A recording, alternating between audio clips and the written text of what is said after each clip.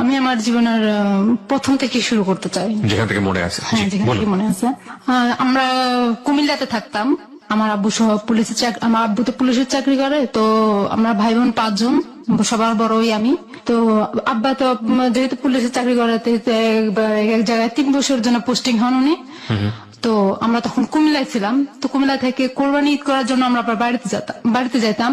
তো বাড়িতে গেলে তখন আমাদের বাড়ি করা হয়েছিল। কুমিল্লা থেকে বাড়িতে যেতেন, মানে বাড়ি কোথায় ছিল? বাড়ি ছিল হলো গিয়ে নোয়াখালীতে।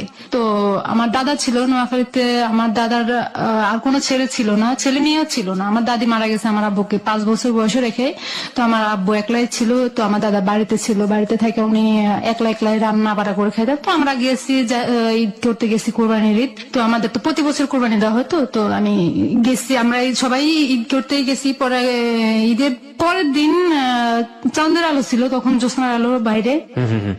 তো আমরা সবাই মিলে যেহেতু বলে আমাদের ফুফাতো ভাই ফুফাতো বোনরা সবাই মিলে আমরা লুকোচুরি খেলতেছিলাম।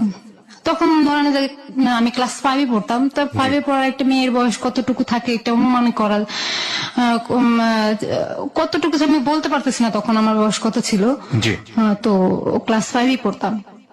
পরে হলো আমরা লুকোচুরি খেলতেছিলাম। আর এক সময় আমার একটা ফুফাতো ভাই আছে, সুমন নাম। তো সুমন ভাই আমাকে আর আমার একটা ফুফাতো ভাই বোন ছিল স্বপ্না। তো আমাদের দুজনকে দৌড়াতে একটা বাড়িতে নিয়ে গেলো। একটা বাড়িতে নেওয়ার পরে ওখানে রাসেল নামে, আমাদের বাড়ির পাশে রাসেল নামে একটা ছেলে ছিল। ওই তো ছেলেটার ঘরের সামনে নিয়ে গেলো। তো ও ঘর থেকে বের হচ্ছে মাত্র, বের হওয়ার পরে তো আমাকে হাত ধরে ধরছে।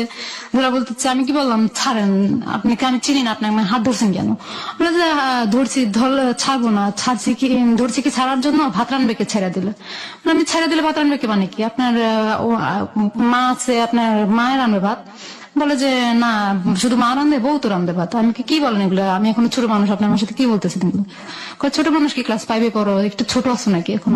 আমি কত বড় হয়েছি? পরে এগুলো নিয়ে একসময় তর্কাতর্কি, আমি ঝাঁকড়ায় ওনার হাত থেকে আমার হাতটা সরাই নেওয়ার পরে ওনার সাথে একরকম আমার সম্পর্ক হয়ে গেল। তো ক্লাস 5 থেকে সম্পর্ক শুরু করছি। এই যখন আমরা কুমিল্লায় চলে যেতাম তখন দেখা হতো না। তো আবার যখন বাড়িতে বেড়াতে যেতাম তখন দেখা হতো। এইভাবে গ্যাপ দিয়ে। ছেলেটার নাম কি ছিল? রাসেল। পরে ও এক সময় ওর সাথে আমার সম্পর্ক অনেক ভালো হয়ে গেছে। ভালো হওয়ার পরে চিঠি দিয়ে আদান প্রদান করি। চিঠিটা আমি লিখি না, আমার বোন ওই স্বপ্নাই লেখে। তো ও চিঠি লেখে, রাসেল চিঠি ওর কাছে দেয়, ও উত্তর দিয়ে দেয়। আমি চিঠি আমার হাতের লেখা লিখি না। ওরা এই চিঠি লিখে, নাম হয়েছে আমার, চিঠি দিতেছে ওরা। পরে এরকম করতে করতে আমি এসএসসি পাস করি, ও ইন্টারে ভর্তি হয়। এই 5 বছর যাবত এই সম্পর্ক থাকে? হ্যাঁ, সম্পর্ক থাকে। তো আমি ওর যখন এসএসসি পরীক্ষা দিয়ে আমরা বাড়িতে চলে যাই। নোয়াখালীতে আমাদের বাড়ি করছে, খুলনা ছেড়ে আমাদের নোয়াখালীতে বাড়ি করছে। তো বাড়ি করার পরে ওখানে ওর সাথে আমার ভালো রিলেশন হয়। ও আমার একের পর এক বিয়ে আসে, যেহেতু আমার স্বাস্থ্য ভালো ছিল। তো আমার সাথে বিয়ের আসে, বিদেশ থেকে ছেলে আসে বিয়ের জন্য। তো আমার ফুফাতো বোন এক পর্যায়ে রাসেলকে শুনায় দেয়, স্বপ্ন আর কি, রাসেলকে শুনায় দেয় যে দেখো কোন পারবিনাতে বিয়ে হয়ে যেতেছে, তো এখন ওকে কিভাবে কি করবা? বলেছে ঠিক আছে, ওর যেহেতু বিয়ে হয়ে যাচ্ছে তো কি করব, ওকে তো আমার ভাগায় নিয়ে আসতে হবে। তো আমি আবার ভাইগা চলে যাবো না বাড়ি থেকে। আমার প্ল্যান যে আমি ভাইগা যাবো না, প্রেম করছি, সমাজ জানাই বিয়ে হবে, আমি ভাইগা দিলে তো মানুষ আমার বংশের মুখে চুনকালি লাগবে। পরে আমি বললাম যে আমি ভাইগা যাবো না। ও কি করলো যে ওর নানির গয়না বিক্রি করলো। ওর নানিকে বললো যে আমার বোনকে দেখতে আসবে, ওর বোনের নাম রুমা, ওর ছোট যেটা ওটার নাম রুমা। তো রুমাকে দেখতে আসবে, আপনার গয়না দেন, হাতের চুড়ি, স্বর্ণের, তারপরে গলার চেন, কানের জিনিস, ওগুলো ওর নানির কাছ থেকে খুলে নিয়ে ওগুলো বিক্রি করে ফেলায়, কোর্টে যায়, ম্যাচদি কোর্টে যায়। পরে ওখান থেকে ওই যে অ্যাভিটাভিট করে, আমাকে ছাড়াই সে অ্যাভিটাভিট করে। করার পরে ওর একটা বন্ধু দিয়ে পাঠায় দেয় যে স্বপ্নাদের বাড়ি। আপনাকে ছাড়া অ্যাভিটাভিট করে মানে? আপনি ছিলেন না ওখানে? না, আমি ছিলাম না। পরে স্বপ্নাদের বাড়িতে ওর বন্ধুটা আসে, ঠিকানা নিয়ে আসার পর আমাকে খবর দেয় স্বপ্না। যাওয়ার পরে আমি খবর দেওয়ার পর আমি যাইলে আমার কিছু ছবি তুলে নেয় ক্যামেরা দিয়ে, আর আমার সিগনেচার নিয়ে নেয়। তো আমি সিগনেচার দিয়ে বাড়িতে আসার পরে ওর মা পুরা বাড়িতে ঝগড়া শুরু করে দিয়েছে। আমার ছেলেকে নিয়ে পুলিশের মেয়ে ভাইগা চলে গেছে। আমাদের একটা দাদি আছে, তো দাদিটা বলে মেয়ে যদি ভাইগা চলে দেয় মেয়ে বাড়িতে কি করে? তো ভাইগা চলে গেলে তো বাড়িতে থাকার কথা না।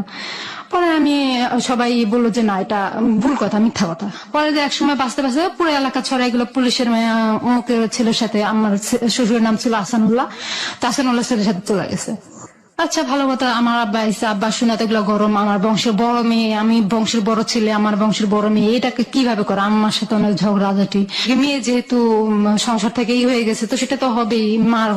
আমার আম্মুকে বলতেছে, যেভাবে মেয়ে অন্যায় করলে মাকে দোষ দেয় আর কি বাপরা, তো আমার আম্মাকে অনেক গালাগালি করতেছে, আম্মা তার মানে অনেক অত্যাচার হচ্ছে আমার ঘরের ভিতরে। পরে আব্বা বললো কি যে ঠিক আছে আমি কাগজপত্র দেখবো, রাসেলকে খবর দাও। তো আমার সাথে আবার রাসেলের সাথে মোবাইল, তখন মোবাইলের চুক ছিল খুব কম, তো আমি নাম্বারটা আব্বারে দিলাম। তো আব্বারে দেওয়ার পরে আব্বা ফোন করলো, বললো যে কি ওকে আসতে বল, আমাকে দিয়ে কথা বলেছে। তো আমি বললাম যে আপনি আসেন, আসে আব্বা আপনার সাথে কথা বলবে। তো সবার রাত ছিল, তো ও আসছে, আসার পরে বিচার বসলো, এক পর্যায়ে আব্বা রাজি হয়ে গেল। ওকে আবার আব্বা খুব ভালোবাসতো, যেহেতু অনেক ভদ্র ছিল, মাদ্রাসা লাইনে পড়ছে, তো বিয়ে হয়ে গেছে। বিয়ে হয়ে যাওয়ার পরে ও আমার শাশুড়ি চায় না যে ওর সাথে আমার বিয়ে হোক। তো নিয়ম উঠে নেওয়া, আমাকে উঠে নেওয়ার সময় বলছে যে আমি এই মেয়েকে বিয়ে করে নিতেছি, ঠিক আছে, একে আমি সুস্থ মতো ভাত খেতে দেবো না। তারপরেও আমার আব্বা আমার মুখের দিকে তাকায় শুধু খালি, যে আব্বা আবার আমাকে অনেক আদর করতো, তো আমার মুখের দিকে তাকায় শুধু খালি এটা মেনে নিচ্ছে যে উনি এটা বলছে। পরে প্রায় 1 মাস এরকম সুন্দর চলে। বিয়ে পরে 2-3 পরে ও চলে যায়, চিটাগাং চাকরি করতো তখন। তো চলে যাওয়ার পরে প্রায় 1 মাস পরে আসে।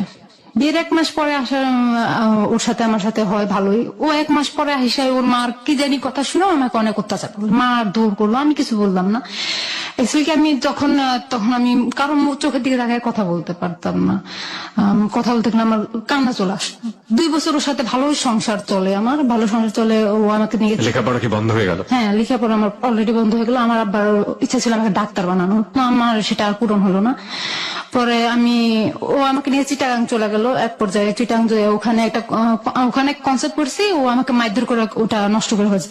3 মাসের একটা বাচ্চা নষ্ট হয়ে গেছে। পরে আমাকে বাড়িতে নিয়ে আসছে। তারপরে আমি আবার কনসেপ্ট করছি, আমার একটা ছেলে হয়েছে। আমার ছেলে হওয়ার পরে ও বিয়ে করে ফেলছে, ঢাকায় আইসা যে কোনাবাড়িতে এসে একটা মেয়ের সাথে গার্মেন্টস চাকরি করে বিয়ে করে ফেলছে। এটা কি আপনাকে না জানিয়ে এই হ্যাঁ, কাজটা? না জানিয়ে এই কাজটা করছে। আপনার ছেলের বয়স কত তখন? তখন আমার ছেলের বয়স 11 মাস। আপনি জানলেন কিভাবে মেয়েটাকে বিয়ে করেছে? মেয়েটাকে বিয়ে করেছে জানছি হলো গিয়া, ও আসতো না বাড়িতে। আমার ছেলে হয়ে যাওয়ার পরে ও বাড়িতে আসতো না। একদিন ঝগড়া লেগে আমাকে বলছিল যে আমার এই ছেলেটা নাকি আমার জারজ সন্তান, এটা নাকি ওর জন্মের। আমি এটা ভেঙে পড়ছিলাম কথাটা বলার পরে। আমি ঠিক আছে, তোমাদের সন্তান না যেহেতু, সেটা তোমাদের কোনো অধিকার নাই। আমার তো আমি খুলনা চলে গেছি। খুলনা চলে যায়, ছেলেটা হয়েছে, হওয়ার পরে ও খবর পাইছে, যেটা ঢাকা থেকে বাড়িতে আসছে। আসার পরে নোয়াখালীতে আসছে। আমি খুলনা থেকে আবার নোয়াখালীতে ব্যাক করে আমার ছেলেকে নিয়ে। পরে ও বাড়িতে আসছে, আসার পরে ও ছেলেকে দেখতে আসছে। আমি বলছি যে না, ছেলের সাথে তোমার কি অধিকার, তুমি এতদিন ধরে বাড়িতে আসো না, আজকে 5-6 মাস হয়ে গেছে তুমি বাড়িতে আসো না, তোমাকে ডাক্তার দেখাতে বলছেন, তুমি তাও করলা না, তুমি বললা যেটা নাকি তোমার জারজ সন্তান। পরে ও বলতেছে যে না, তুমি এটা কি বলো, আমার সন্তান, দেখো তো চেহারাটা কার মিলে। আমি তো সেটা তো তোমার তখন উচিত ছিল না বলা, আর তুমি একবার চিন্তা করো না যে হওয়ার পরে চেহারাটা কার হবে।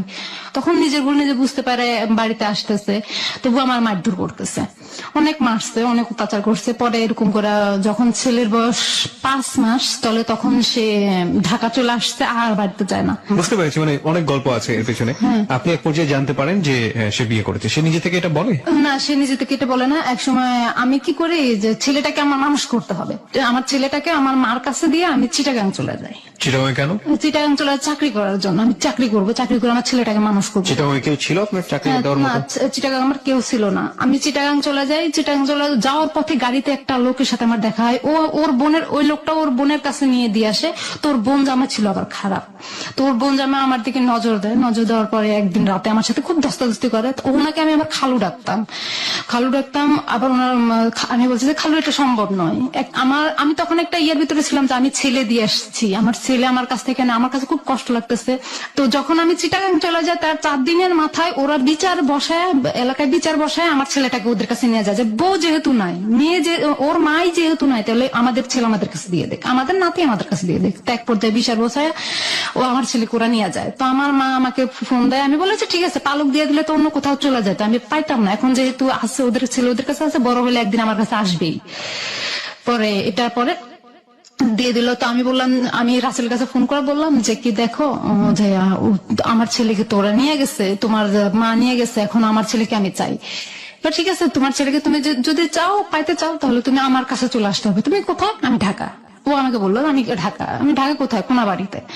আচ্ছা ঠিক আছে, তো আমি আসতেছি। তো আমি ঢাকা চলে আসলাম। ও আমাকে রিসিভ করলো, চৌরাস্তা থেকে রিসিভ করে নিয়ে কোনাবাড়ি গেলাম। তো ওখানে গেলাম, আমারে বললো যে কি তুমি আমার কাছে থাকো, তো আমি তোমার ছেলে বাড়িতে যাবো, যাইয়া তোমার ছেলেকে তোমার কাছে আয়না দেবো। তো ওর কাছে 1.5 মাস থাকার পরও আয়না দেয় না ছেলেটাকে আমার কাছে। তো ও 1.5 মাসের ভিতরে ওখানে যে বাসায় ছিলাম, ওই বাসার একটা মহিলা ছিল শাহিনুর নাম। তো ওই আপু আবার ওদের সাথে একসাথে চাকরি করতো। তো ও আমাকে আকার ইঙ্গিতে বলতো ওর সাথে সুমি নামের একটা মেয়ের সম্পর্ক আছে। তো আমি বললাম যে রাসেলের সাথে সুমি নামের একটা মেয়ের সম্পর্ক কই, আমাকে তো বলে নাই। আপনাকে এখানে আনার একটাই কারণ। আমি কি কারণ? ওই আপুটাই আমাকে বলতেছে। আমি কি কারণ? কয় যে এই কারণটা হলো যে রাসেল ভাই যে বিয়ে করছে, সুমি বিশ্বাস করতেছে না। তো সুমি ওর কাছে বিয়ে বসবে, রাসেল ভাইয়ের কাছে বিয়ে বসবে, তার জন্য আপনাকে একে দেখানোর জন্য আনছে। আমি কি তাই কয়? হ্যাঁ। ওই মেয়েটাকে যখন সম্পর্ক গাঢ় হয়ে যেতেছে, ওদের তো আমাকে বাড়িতে পাঠিয়ে দিচ্ছে, তো তুমি বাড়িতে যাও, আমি আমার ফোন করে বলে দেবো তোমাকে ছেলে দিয়ে দেওয়ার জন্য। আমি বাড়িতে চলে আসলাম, দেখতেছি আমার ছেলেকে ওরা দিতেছে না।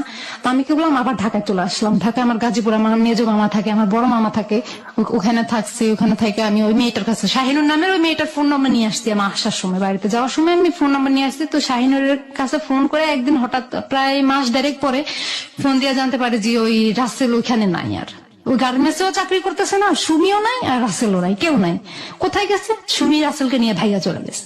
তখন আমি শুনলাম যে ওদের বিয়ে হয়ে গেছে, ওরা ভাইয়া চলে গেছে, এইভাবে শুনলাম। আচ্ছা আচ্ছা, ওকে। তারপর পরে আমি চাকরি করতেছি আস্তে আস্তে আমার মেজো মামার কাছে রয়েছি, চাকরি করতেছি, ওখানে মামা মামিও আছে। তো এভাবে চাকরি করতে করতে দেখতেছি যে ও আর আমার খোঁজ খবর নেয় না। রাসেল ওর আর কোনো ফোন আমি পাই না। ওর ফোন নম্বর আমার জানা নাই, যেটা জানা ছিল সেটাও বন্ধ। 1 বছর যখন হয়ে গেছে আমার চাকরির বয়স, আমার সবকিছু ভালো চলতেছিল, আমি আনন্দ ফুর্তি চলতেছিলাম, চাকরি করতেছিলাম। আপনার ছেলে তখন আপনার হাজবেন্ডের কাছে? হ্যাঁ। মানে আর আপনি তখন চাকরি করে নিজে নিজে একা থাকেন? হ্যাঁ। আপনার পরিবার থেকে কি আপনাকে মেনে নেওয়া হচ্ছে না? আপনাকে আমার পরিবার থেকে আমাকে মেনে নেওয়া হচ্ছে। আমার মা বলছে যে ঠিক, আমার মার বিরুদ্ধে যে আমি চাকরি করতেছি, আম্মা বলতেছে তুমি বাড়িতে থাকো। আমি কিন্তু আমি বাড়িতে থাকবো না, আমি বাড়িতে থাকলে আমি নিজেকে কন্ট্রোল করতে পারবো না। বাবা কি বলতো এই সময়? আব্বা তো ওই যে আমার বিয়ের পর এখানে একটা কথা ছেড়ে গেছে, আমার বিয়ের পরে আমার আব্বা বিয়ে করে ফেলছে, আরেকটা বিয়ে করে ফেলেছে। আপনার মার সঙ্গে সম্পর্ক ছিল না? না, চাঁদপুরের একটা মেয়েকে বিয়ে করে ফেলছে। চাঁদপুরের একটা মেয়েকে বিয়ে করে উনি চাঁদপুরে সেটেল হয়ে গেছে, চাকরি করে।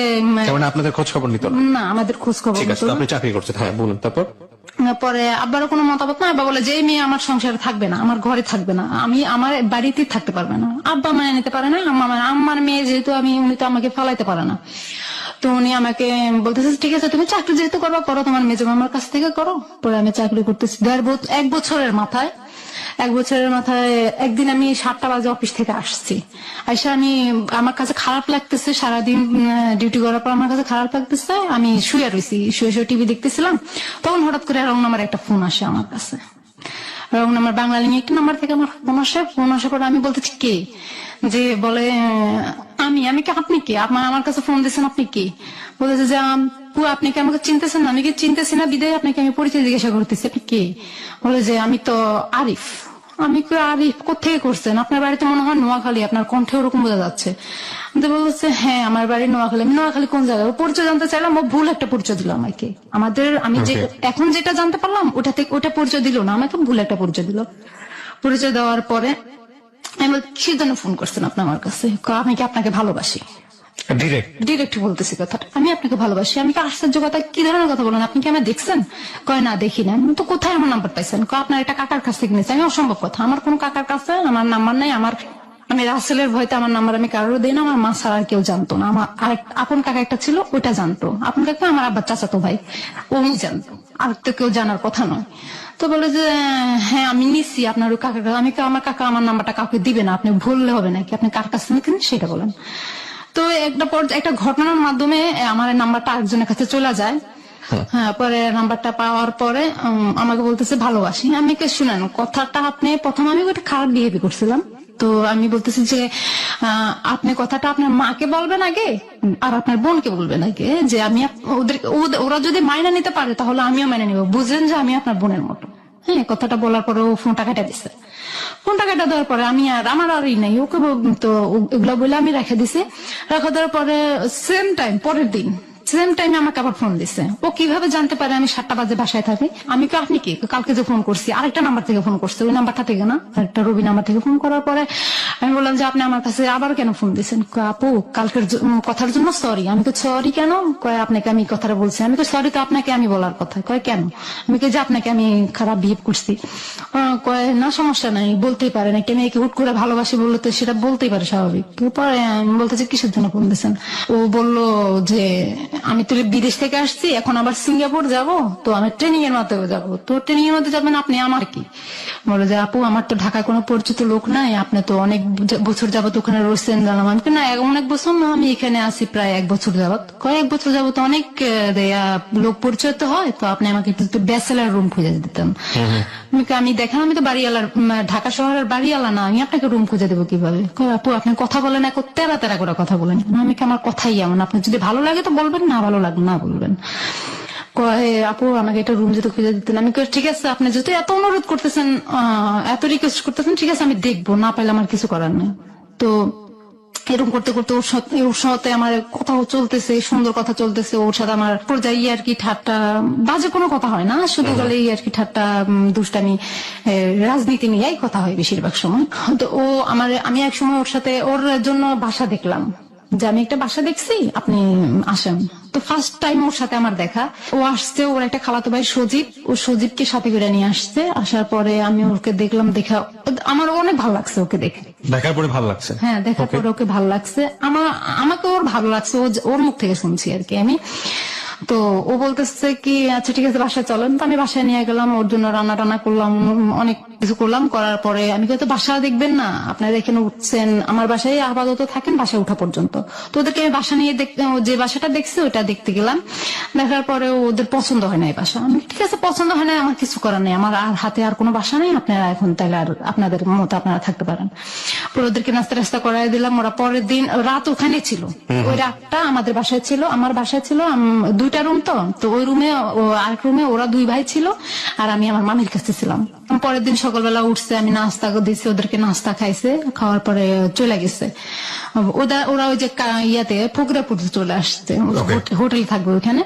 তো ফকিরাপুর চলে আসার পরে আমি ওকে বললাম যে কি ঠিক আছে আপনি যেহেতু চলে গেছেন, ভালো কথা, আমরা তো আমার একটা বান্ধবী ছিল রানী নাম, এই গাজীপুরে।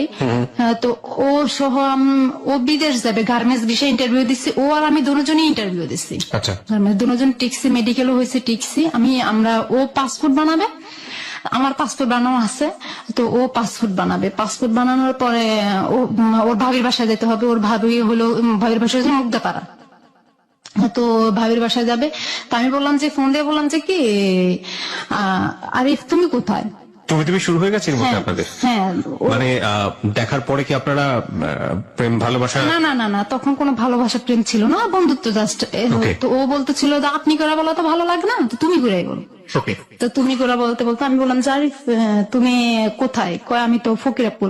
তো বলতেছে যে কি ঠিক আছে তো তুমি কোথায়? আমি তো বাসায়, রানী সহ আমরা ইয়াতে আসতেছি, মুগ্ধাপাড়া আসতেছি, তুমি কি আমার সাথে দেখা করতে পারবে? হ্যাঁ দেখা করতে পারবো। তো ঠিক আছে চলো দেখা করবো। দুপুরবেলা রানীর ভাবির বাসা থেকে ভাত খেয়ে বের হয়েছি, বের হয়ে একটা ছবি বের হয়েছে শাকিব খানের, তো ওই ছবিটা দেখবো হলে ঢুকছি। ঢোকার পরে ওর খালাতো ভাই আর ও বসতে এক পাশে, ওর পাশে আমার সিটে, ওর পাশের সিটে আমি বসছি, আমার পাশের বাম পাশের সিটে আবার রানী বসছে। তো আমি আর আরিফ বসছি কাছাকাছি সিটে। তো ওর হাতটা আমার হাতের সাথে লাগছে, লাগার পরে আমি হাতটা সরাই ফেলছি, সরাই ফেলার পরে আমি সন্দেহ হয়ে যাচ্ছিল। পরে আমি রানী বলে যে কি চল আমরা বাসায় চলে যাবো, সন্দেহ হয়ে যাচ্ছে কিভাবে যাবো বাসায়। পরে আমরা চলে আসার সময় আরিফ রিক্সা উঠে দেবে, তো রিক্সা উঠে দেওয়ার সময় হালকা হালকা বৃষ্টি পড়তেছে। রিক্সা উঠে দেওয়ার সময় দেখে যে ওর চোখে পানি। পরে রাতের মনে হয় তখন 10টা বাজে, 10টা বাজে আমাকে একটা SMS করছে যে তুমি, তোমার জন্য আমার চোখের পানি আসে কেন, তুমি আমার কি হও? তো আমি বলতেছি কি বলেন এগুলা, কি বলো তুমি এগুলা, যে তোমার আমার জন্য তোমার চোখের পানি আসে কেন আসে, আমি তো জানি না, তুমি তো আমার জান হও। তো কথা বলার পরে আমি কি জান হয় মানে কি কথা বলেন এগুলো, তো কি আমি তো বন্ধুত্ব তোমার সাথে পরিচয়, তো তুমি কি কথা বলে এগুলো জান হই? ঠিক আছে তুমি কি অ্যাকসেপ্ট করবে না আমার প্রস্তাবটা? আমি কই হ্যাঁ অ্যাকসেপ্ট করতে পারি, আমি ভাবতে হবে আমার। তো ও আমাকে ভাবার জন্য 2 দিন টাইম দিছে। 2 দিন পরে আমি ওকে আমার আনসার জানাইছি। ঠিক আছে, দুজনের সুন্দর মতো চলতেছে সম্পর্ক। তার আগে আমাকে একটু বলেন তো, আপনি তো জানতে পারলেন যে আপনার হাজবেন্ড আরেকটা বিয়ে করেছে, আপনি তাকে ডিভোর্স দিয়েছিলেন বা আপনার হাজবেন্ড? না, তার সাথে আমার কোনো, তার ফোন নম্বর সে বাড়িতে আসা বন্ধ করে দিচ্ছে অলরেডি। তার দুজনের কেউই আপনার ডিভোর্স দেননি তখন? না, তখন কাউকে কেউ ডিভোর্স দেয় নাই, ও বাড়িতে আসা বন্ধ করে দিচ্ছে অলরেডি। আরিফ সাথে আমার সম্পর্ক চলতেছে এরকম করতে করতে 3 মাস ওর সাথে আমার সম্পর্ক এভাবে মোবাইলে হচ্ছে, দেখা হয়েছে মোবাইলে, একবার দেখা হওয়ার মোবাইলে কথা চলতেছে। তো একদিন আমি বললাম যে কি দেখো আমার তো চাকরি করতে আর ভালো লাগতেছে না, আমি বাড়িতে চলে আসতেছি। হলো গিয়া আমি বাড়িতে আসছি আর ও আমার বলতেছে আমার সাথে দেখা করো। কোথায় দেখা করবো? ফেনীতে দেখা করো। তো ফেনীতে দেখা করবো, আচ্ছা ঠিক আছে দেখা করবো। তো দেখা করতে গেছি আমি, তার মধ্যে আরেকটা কথা ফালাই গেছি। আমি ওর খালাতো ভাই সুজিতকে জিজ্ঞাসা করছি যে ভাইয়া তুমি, ও আরিফের পাও কাটা গেছে। ও আমার সুজিত আমার বলতেছে আপু আরিফ ভাইয়ের পাও কাটা গেছে। কিভাবে কাটা গেছে? বাস থেকে নামার সময়। তো ওকে নিয়ে যাও না, ইয়াতে নিয়ে যাও, ফার্মেসিতে নিয়ে যাও। হ্যাঁ ফার্মেসিতেই আছে। তো আমি ওকে সেবা করার তো ঢাকা শহরে কেউ নাই, তো তাহলে কি করবা? বিয়ে করাই দাও তোমার ভাইকে একটা। আমার ভাইকে বিয়ে করাবো না করবো সেটা আপনাকে জিজ্ঞাসা করবো না, কাউকে জিজ্ঞাসা করবো। আমি ঠিক আছে সমস্যা নাই, ওকে তোমার ভাই তোমাদের ইচ্ছা। পরে আমি বললাম আমার সাথে এইভাবে কথা হতেছে, আমি বাড়িতে চলে আসলাম। তো বললাম না বাড়িতে চলে আসলাম। তারপরে বাড়িতে চলে আসার পরে আমাকে ফেনী দেখা করতে বললো। তো ওর একটা চাচাতো ভাই হারুন নাম, এলাকার ভিতরে ওর চাচাতো ভাই হারুন নাম। তো ওই হারুন সহ ও গেছে ফেনীতে। তো আমিও গেছি। যাওয়ার পরে কথা বলতেছি, একটা রেস্টুরেন্টে ঢুকে কথা বলতেছি। তো কথা বলার পরে পাশে একটা কাজী অফিস লেখা একটা ইয়া টানানো থাকে না, ওগুলা টানানো আছে। তো আমি কাজী অফিস দেখে বলতেছি যে ওই যে দেখো কাজী অফিসের ইয়া লাগানো আছে। তো হারুন ভাই বলতেছি যে কি যে কাজী অফিস কি লাগবে নাকি? আমি হ্যাঁ সেটা আপনার ভাইকে জিজ্ঞাসা করেন। এখন আরিফ বলতেছে কি হ্যাঁ লাগবে, সময় হলে তো অবশ্যই লাগবে। ঠিক আছে তাহলে চলো এখনই কাজী অফিসে চলো। আমি দুষ্টামি করতেছি, ও ভাবছে যে আমি সিরিয়াসলি বলতেছি। তো বলতেছে তুমি কি সিরিয়াস বলতেছো? ওর চোখ মুখের দিকে তাকাই আমি বলতেছি তুমি কি সিরিয়াস বলতেছো? সজীব কি এটা জানতো, আপনার আগের সম্পর্কে জানতো? হ্যাঁ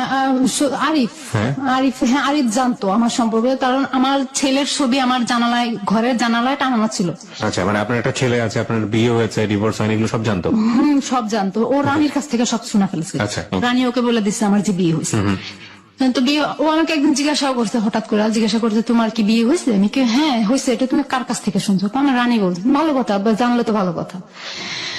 বেশ পরে ওখানে কথা বললাম হারুন আরিফ আমি সহ গল্প করে বিকালের দিকে রওনা হলাম। ফেনী থেকে বাড়ি চলে আসলাম। আসার পরে ওর সাথে আমার কথা হতেছে। ও একদিন হঠাৎ করে ঢাকায় আসছে, আমি তো বাড়িতে, ও ঢাকায় আসছে। আসার পরে ঢাকা থেকে 2 দিন থাকার পর আমার বলতেছে যে তুমি ফেনীতে আসো। আমি তুমি কোথায়? আমি তো ঢাকা। আমি তুমি ঢাকা, আমি ফেনী যাই কি করবো? তুমি আসোই না, তোমার যেটা বলছো সেটা করো। আমি তো ঢাকা যাবো, ওই আছে ফেনীতে যাবো, তুমি ঢাকা থেকে কখন আসতেছো? আমি গাড়িতে উঠছি, তুমি আসো। তো আসার সময় তোমার কিছু কাপড় চোপড় নিয়ে আসবা। তো আমার মাথায় এটা ধরছে কি ব্যাপার, আমি কাপড় চোপড় নিয়ে ওখানে কি করতে যাবো? তো বল যে কাপড় চোপড় নিয়ে আসো, তোমাকে এত কথা জিজ্ঞাসা করতেছি না, তুমি কাপড় চোপড় নিয়ে আসো, আমার কাজ আছে। ঠিক আছে আমি 2টা কাপড়, আপনাকে বলছি হ্যাঁ 2টা কাপড় চোপড় নিয়ে আমি যাইলাম একটা শপিং এ করে 2টা কাপড় চোপড় নিচ্ছি আর কিছু মেয়েদের যা কসমেটিক লাগে নিচ্ছি, নিয়ে আমি ফেনীতে গেছি। তো আমি ফেনীতে প্রায় আধা ঘন্টার মতো ওয়েট করার পরে ও আসছে। আসার পরে আমি তুমি কোথেকে আসছো? আমি কি মাত্র ঢাকা গাড়ি থেকে নামলাম। ঠিক আছে কোথায় যাবে এখন? তুমি আমার কাপড় চোপড় নিয়ে আসতে বলছো, তুমি যাবে কোথায়? বলে চলো আমরা চিটাগাং যাবো। চিটাগাং কি করতে যাবো? ওখানে তোমার কে হয়? আমার তো কেউ থাকে না এখানে। চলো না যাবো, আমার বন্ধুর বাসা আছে। ঠিক আছে চলো। তো আমার ওর প্রতি খুব বিশ্বাস ছিল, আমি ওর কথা অনুযায়ী চলে গেছি। আমি এই কথাটা চিন্তা করতে পারি নাই যে ও আমাকে ওখানে নিয়ে কি করবে। প্রিয় শ্রোতা, আমরা 4 মিনিটের ছোট্ট একটা বিরতি নিতে চাই। হ্যাঁ পারভিন বলুন, তারপর চিটাগাং গেলেন আপনি? হ্যাঁ ওর সাথে চিটাগাং গেলাম। তো আমাকে কোন একটা জায়গায় নিয়ে গেছে, এখনো পর্যন্ত আমি মনে করতে পারতেছি না সে জায়গাটার নাম, এখনো পর্যন্ত আমার মনে নাই। তো আমি ওই জায়গাটা গেছি। পরে ওর একটা শওকত নামে একটা বন্ধু আছে, তো ওখানে থাকে। ওখানে ওর শওকতকে ফোন করে নিল যে আমি, আরিফ বললো যে আমি তো আসছি, তুই কোথায়? আমি আসছি। তো শওকত মনে হয় জিজ্ঞাসা করছে যে তোর সাথে আর কি আছে? বলছি তোর ভাবি আছে। তো ঠিক আছে শওকত আবার আসছে, তাড়াতাড়ি করে চিএনজি নিয়ে আসছে। আসার পরে ও আমাদেরকে একটা হোস্টেলে নিচ্ছে। তো আমি আরেকটা জিজ্ঞাসা করলাম যে কোথায় আসছি আমরা? তুমি চিনবা না তো এটা? আমি কিন্তু চিনবো না, তুমি আমাকে এখানে আনছো কেন? কয় দেখো আমরা একটা রুম নেবো। আমি কি একটা রুম নেবো মানে? আমি তো ভাবছি তুমি দুইটা রুম নেবে, এখন একটা রুম নেবে এই কথা বলতেছে, মানে কিসের জন্য আমরা একটা রুম নেবো? তুমি দেখো এত কথা কেন বলো, এত কথা বললে মানুষ সন্দেহ করবে। আমি কই না, তোমার তো মনের ভিতরে ভাবলা আছে, তুমি কি করতেছো এগুলা? তুমি এত কথা বলো কেন? তা আমি শেষ পর্যন্ত দেখার জন্য আমি চুপ করে রইলাম। তারপরে একটা রুম নিল, একটা রুমে দুটো চৌকি, দুইটাতে ঢুকলাম। ঢুকার পরে শওকত ঢুকলো, শওকত বললো যে কি নাস্তা আন। তো শওকত আমাকে দেখে বললো যে কি এটা তো ভাবি না। তো আরিফ ওকে একটু হালকা একটু ইশারা দিয়ে দিল, তো এটা তো ভাবি না। এই কথা বলার পর ইশারা দিয়েছে, কয় হো হ্যাঁ হ্যাঁ ভাবি কেমন আছেন। তা আমার মনে তো ডাউট গেছে কি ব্যাপার, এটা তো ভাবি না বললো, কি ব্যাপার তো আমি বুঝলাম না। শরৎ ভাই ব্যাপার কি বুঝলাম না, প্রথম বললেন ভাবি না, আবার বললেন ও ভাবি কেমন আছেন, কি আমি তো এটার মানে বুঝলাম না। কয় না এমনি দুষ্টামি করছি। ও আচ্ছা। আর বলো তো ঠিক আছে শওকত নাস্তা নিয়ে আয়। তো শওকতকে নাস্তা আনতে পাঠাইলো, শওকত নাস্তা আনলো, আয়না দিয়া ও শওকত চলে গেছে। যখন হোস্টেলে ঢুকলাম আমরা তখন প্রায় রাত 8টা বাজে। তো শওকত চলে গেছে, বললো যে কি সকালে ফোন করে নিস, ঠিক আছে। তো শওকত চলে যাওয়ার পরে আমরা দুজন নাস্তা করলাম। না আমার পুরো শরীরটাই কাঁপতেছে। আমি কখনো, এটা ফার্স্ট অভিজ্ঞতা আমার কোন ছেলের সাথে অবিবাহিত ভাবে একটা রুমের ভিতরে থাকা, আমার এটা ফার্স্ট আমার জীবনে। আমার মনে হচ্ছে চিল্লে চিল্লে কান্দি। পরে ও আমাকে দেখে ভয় কাজ করতেছে আমার ভিতরে। ও আমাকে দেখে বুঝতে পারছে যে তুমি কি, আমার জিজ্ঞাসা করতেছে তুমি কি ভয় পাইছো, তুমি কিভাবে বুঝলে? তোমার চোখ মুখ এরকম শুকিয়ে গেছে, তোমার ঘামাইতেছে কেন, তুমি এরকম ঘামছো কেন? শীতের দিন ছিল তখন। পরে আমি বলতেছি কি দেখো তুমি এটা কেন করলো, আমি তো বুঝলাম, ভাবছিলাম যে তুমি কোন বন্ধুর বাসায় নিবা আর তোমার দুটা রুম নিবা, সেটা ভাবছিলাম। যদি হোস্টেলে আসো তাহলে দুটা রুম বা কোনো বন্ধুর বাসায়। দেখো না আমার এখানে বন্ধু আছে ঠিক আছে, কিন্তু বন্ধুরা তো কোনো বাসা নিয়ে থাকে, যে ওখানে ব্যাচেলার থাকে। তোমাকে নিয়ে আমি কি একটা ব্যাচেলার রুমে এতগুলো ছেলের ভিতরে কিভাবে উঠবো? তো তুমি একটা রুম নিলে না কেন? দুইটা রুম নিলে তুমি কি একলা একটা ঘর থাকতে পারতা, তোমার ভয় করতো না? আমি কি সেটাও তো থাকতে পারতাম না। তাহলে দুইটা খাট যেহেতু আছে তাহলে তুমি তোমার কাঠে থাকবো, আমি আমার কাঠে থাকবো, আচ্ছা ঠিক আছে। তো আমি বলতেছি তুমি বাতি নিবে শুয়ে পড়ো, ঠিক আছে। বাতি নিবে শুয়ে পড়ার পরে বাতি নিবার এক পর্যায়ে দেখি যে আমার খাটে, আমার হালকা চোখটা লেগে আসছে। ঘুমের যেহেতু জার্নি করছি আমার ঘুম অনেক চোখে। তা ও আমার শরীরে হাত দেওয়ার সাথে সাথে আমি এখনো আমার শরীরে কেউ হাত দিলে আমার ঘুম গেলে যত ঘুমে যায় আমার শরীরে কেউ হাত দিলে আমি জেগে যাই। পরে আমার শরীরে হাত দেওয়ার সাথে সাথে আমি লাফ দিয়ে উঠে বসে গেছি। কি ব্যাপার তুমি এখানে কেন, তুমি তোমার খাটে দাও। না তোমাকে এখানে আনছি কি আমি এমনি এমনি আনছি নাকি? কি বলো এমনি এমনি আনছো নাকি? তোমাকে না আমি ভালোবাসি, তুমি না আমাকে ভালোবাসো। তোমার সাথে আমার যা হবে বিয়ের পরে হবে।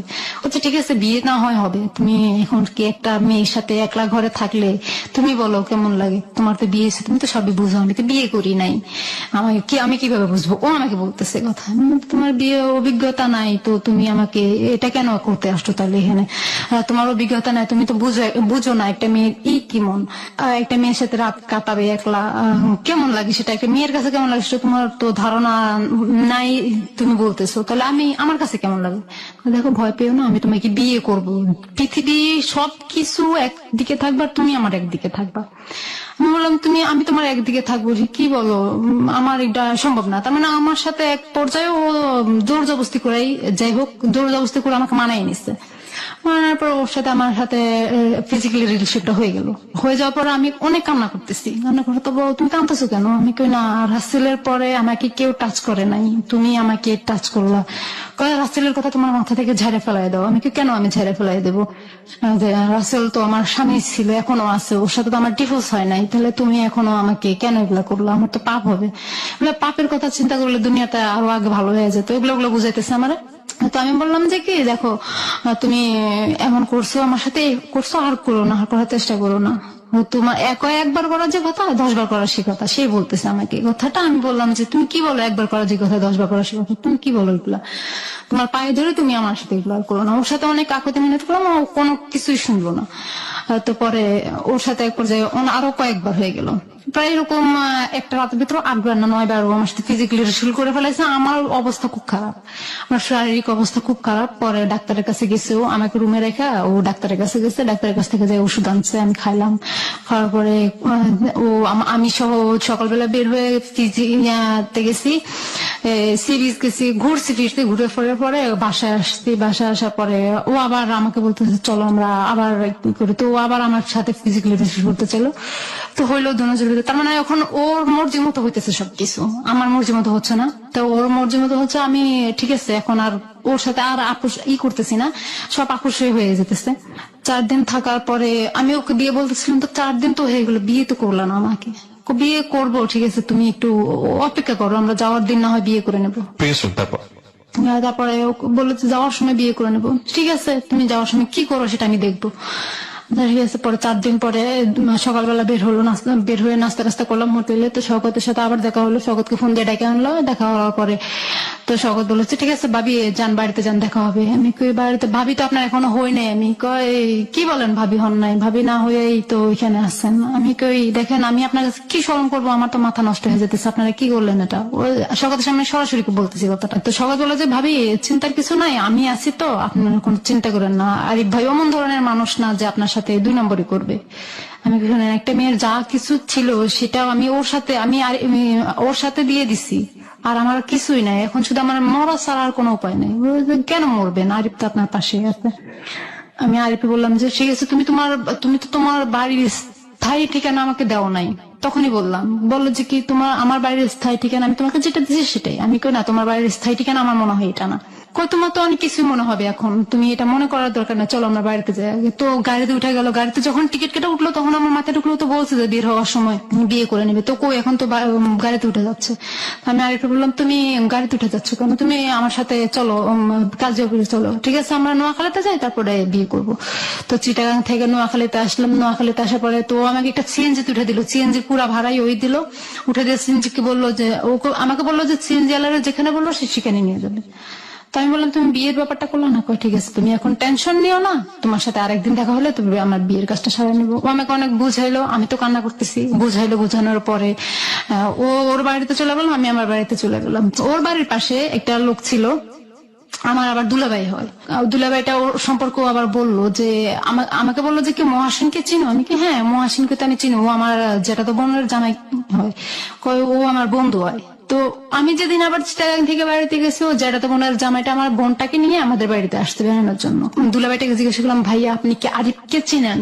কয় আপু কোন আরিফ? আমি কই যে লিবিয়া থেকে আসছে আরিফ। কয় হ্যাঁ আর ওকে তো চিনি, ওর শ্বশুর বাড়ি আমার বাড়ির কাছে।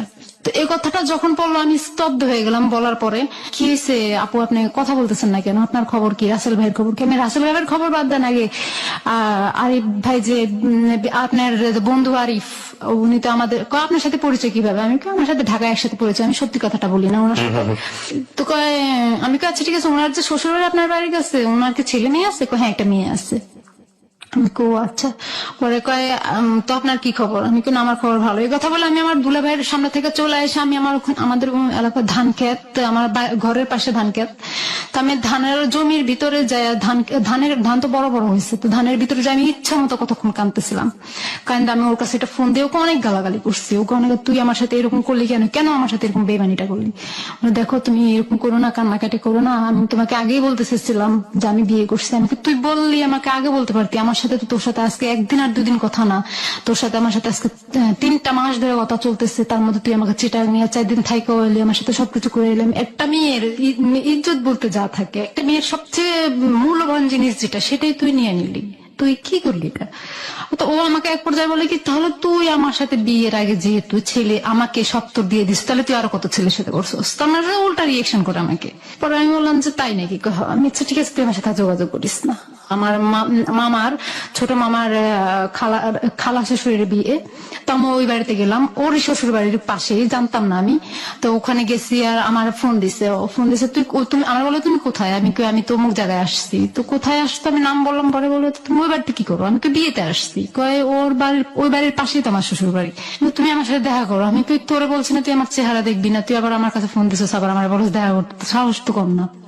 তো বলে যে না তুমি আমার সাথে দেখা করো। তো ওর সাথে আমি বিয়ে ঠিক এখান থেকে বিয়ে শেষ করে আমি ওখান থেকে বাড়িতে গেলাম বিকেলবেলা। পরের দিন আমি ওর সাথে সকালে দেখা করলাম ফেনীতে।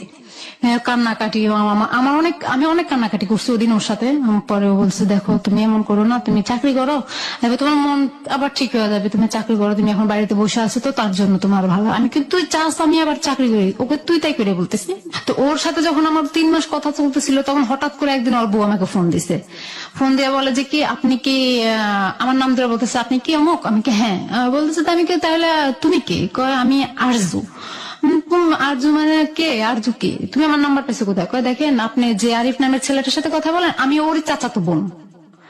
আমি কি তুমি আমার নাম্বার পাইছো কোথাও, ভাইয়ার সাথে তো আমার অনেক ফ্রি, তো ভাইয়া আমাকে তোমার কথা সব বলছে, ভাইয়া অনেক কষ্ট করেছে ছোট থেকে, তুমি ভাইয়াকে কোনোদিন কষ্ট দিও না। আমি কিন্তু তুমি কি হো, তোমার কি বিয়ে হয়েছে, কয় হ্যাঁ আমি ওর যারা তো বোন হয়, আমার বিয়ে হয়েছে, আমার স্বামী বিদেশ, আমার একটা মেয়ে আছে, আমার শ্বশুর বাড়িতে কেউ থাকে না দেখে, কেউ নাই দেখে, আমি একলা মানুষ তো তাই আমি আমার বাপের বাড়িতে থাকি। তো এই কথাটা বলার পর আমি ওই কথাটা তখন ওর কাছে তুললাম যে তাহলে তোর বউ আমাকে এই কথাটা বললো কেন, আর ঝুঁকে কয় আমার বউ। আমি তাহলে তোর বউ এই কথাটা বললো কেন যে তুই ওর চাচাতো ভাই লাগছ, তোর যারা তো বোন লাগে।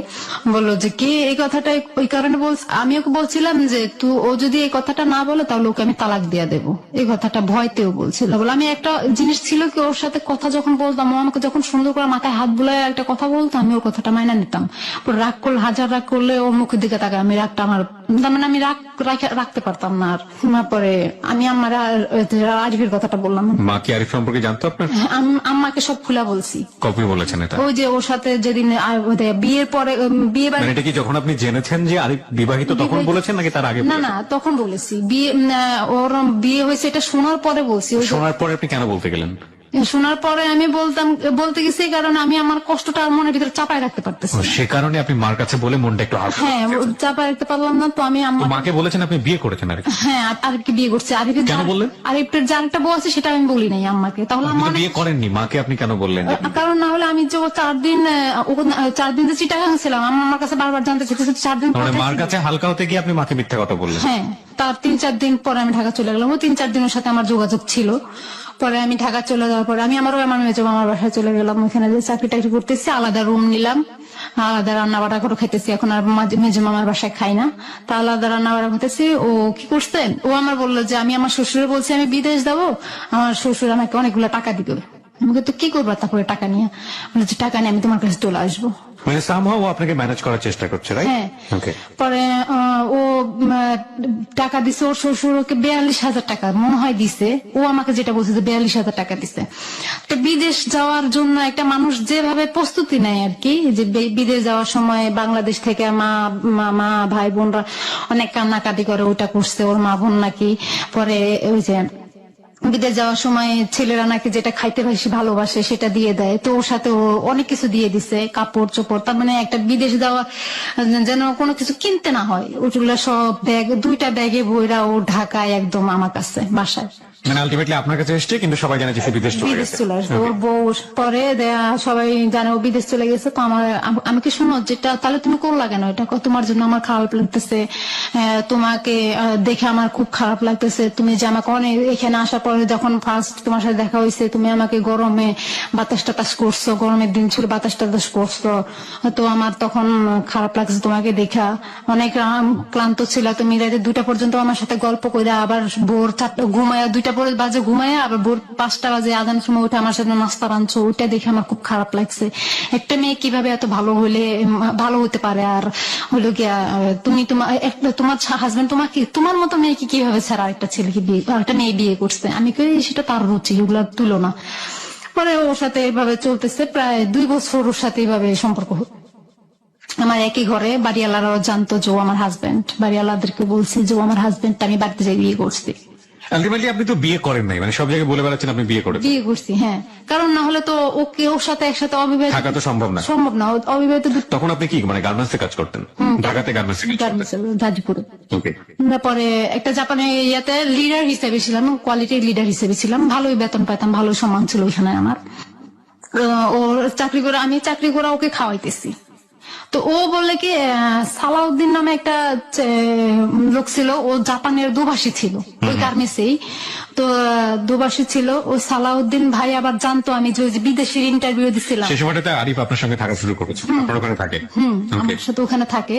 পরে ওই সালাউদ্দিন ভাই জানতো আমি যে বিদেশ যাওয়ার জন্য ইন্টারভিউ দিছিলাম, আমার পাসপোর্টও জমা দিয়েছি, শুধু 25,000 টাকা লাগবে, আমার হাতে টাকা নাই, সেই জন্য আমি বিদেশ যেতে পারতেছি না। তো সালাউদ্দিন ভাই আবার আমাকে 20,000 টাকা দিবে বিদেশ যাওয়ার জন্য। এটা আবার আরিফ জানে যে ওই সালাউদ্দিন ভাই আমি বিদেশের জন্য 20,000 টাকা দিবে। তো আরিফ বলছে যে কি তুমি আরেকজনের কাছ থেকে টাকা নিয়ে তুমি বিদেশ যাবে না, তুমি বিদেশ যেতে পারবা না, বিদেশ ভালো মেয়েরা যায় না। মানে আপনি বিদেশ যাওয়ার জন্য ট্রাই করছেন? হ্যাঁ, গার্মেন্টস এর বিষয়ে অলরেডি আমার বেতন ধরা হয়ে গেছে, 16,000 টাকা বেতন। আমার মেডিকেলও করা হয়ে গেছে, আমি মেডিকেলও টিকছি। পরে এখন এই অফিস থেকে বিদেশে যে অফিস যেখানে ইন্টারভিউ দিছিলাম ওই অফিস থেকে বারবার আমাকে ফোন দিতেছে আমি টাকা জমা দিতেছি না কেন ব্যাংকে। এটা ব্যাংকে টাকা জমা দেওয়া লাগতো, তো টাকা জমা দিতেছি না কেন। আমার বান্ধবী সব টাকা জমা দিয়ে দিছে, রানী সব টাকা জমা দিয়ে দিচ্ছে, আমি জমা দিতে পারতেছি না। এখন আরিফ বলতেছে আমার বিদেশ যাওয়া লাগবে না। আমি না, বিদেশ যাইলে তো আমার ভালো হবে, তুমি বাংলাদেশে থাকলা আর আমি বিদেশ থাকলাম, তো বেশি করে টাকা পাঠালে তুমিও বিদেশ চলে গেলা, ব্যাস দুজন ওখানে সেটেল হয়ে গেলাম। আমার এটাই ছিল পরিকল্পনা। তো ও বলছে কি তো আমার বউ, আমি কি শোনো তুমি একটা কথা চিন্তা করো সবসময়, যেহেতু আমি যাই না ফেলাইছি তোমার বউ আছে, তাহলে তুমি একটা কাজ করো, তুমি তোমার বউ কাছে যাইতে পারবা না। কেন? আমি কেন, তুমি তোমার বউ কাছে, তুমি যেহেতু বলছো এটা তোমার জোর জবরদস্তি বিয়ে, তোমার মতে না বিয়ে, তাহলে তুমি ওখানে যাও না, একটা কাজ করো, তুমি টাকা পয়সা দিও ওদেরকে ওখানে, আমি চাকরি করে যা বেতন পাবো তার অর্ধেক দিয়ে ঘর ভাড়া চালাবো আর তোমার খাবো, আর তুমি যা করবা তার বেতন পুরাটাই তুমি আমার বাড়িতে পাঠিয়ে দিও, তোমার টাকা আমার সংসারে, আমার সংসারের দরকার নাই, আমার সংসার আমার টাকা হলে এনাফ। মানে আপনি চাচ্ছেন যে ও পার্মানেন্টলি আপনার সঙ্গে থেকে যায়? সেটা কি বিয়ে করে নাকি বিয়ে ছাড়া? বিয়ে করে। হ্যাঁ। তারপরে কি বললো আরিফ? পরে আরিফ বললো আচ্ছা ঠিক আছে।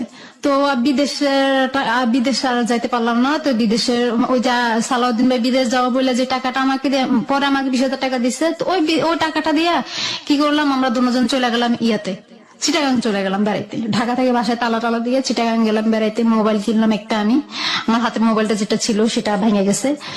পরে আমি মোবাইল কিনলাম একটা, ওই মোবাইলটাও আমাকে চালাইতে দিল না, আমার হাত থেকে নিয়ে নিল, বললো যেটা আমার মার জন্য একটা মোবাইল লাগবে। হ্যাঁ, আমি কোরিয়ান করে পাঠাই দেবো। ঠিক আছে। পরে আমি দুজন ঘুরে ফিরে চিটাগাং থেকে ঘুরে ফিরে আবার ঢাকায় আসলাম। ঢাকায় আসার পরে বাসায় চলতেছে, খুব সুন্দর মতো চলতেছে, খাইতেছি, আমি চাকরি করতেছি। ও বলে কি আমি নাকি চাকরি করলে ও তার মানে ওর সাথে আমার এখন গ্যাঞ্জাম আস্তে আস্তে শুরু হচ্ছে। আজকে ঝগড়া করতেছে, কালকে আমারে মারতেছে, পরশুদিন ঝগড়া করতেছে, এরকম প্রতিদিন আমার সাথে ঝগড়া, প্রতিদিন আমাকে ঝগড়া করে আমার সাথে মারে, প্রতিদিন আমাকে মারে, অনেক মারে।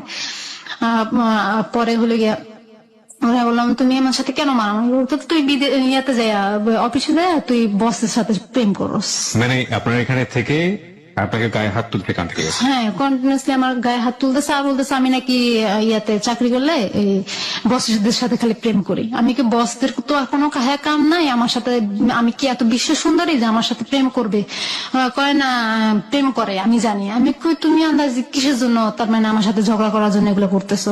তো তুমি যে তোমার বউর সাথে বাড়িতে কথা বলো তার জন্য কি তুমি কিছু বলি নাকি? আমি আমার বউর সাথে কথা বলবো না তো কার সাথে কথা বলবো? আমি তো তা ভালো কথা, বউর সাথে কথা বলবো, আমার সাথে সম্পর্ক করছিল কেন? কয় তুই তাহলে আমার সাথে সম্পর্ক রেখে আরেক ছেলেদের সাথে কথা বলছিস কেন? আমি কই কথা বলছি, আমি তো ডিউটি করতেছি, আমি অফিসিয়াল কাজের জন্য বসদের সাথে কথা বলতেছি, যেহেতু আমি লিডার হিসাবে আমার একটা দায়িত্ব আছে। পরে বলে যে কিনা তুই চাকরি করতে পারবি না।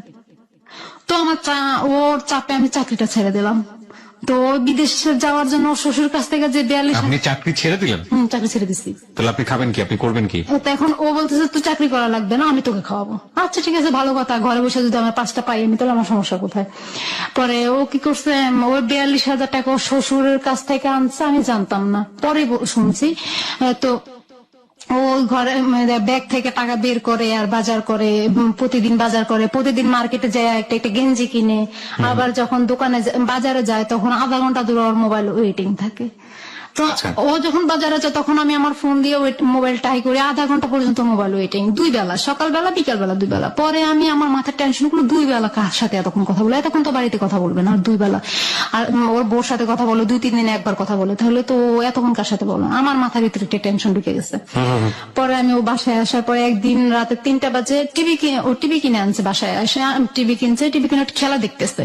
তো আমি ঘুমিয়ে পড়ছি, হঠাৎ করে ঘুমার থেকে চোখ ছুটে গিয়ে দেখি যে আমার পাশে নাই,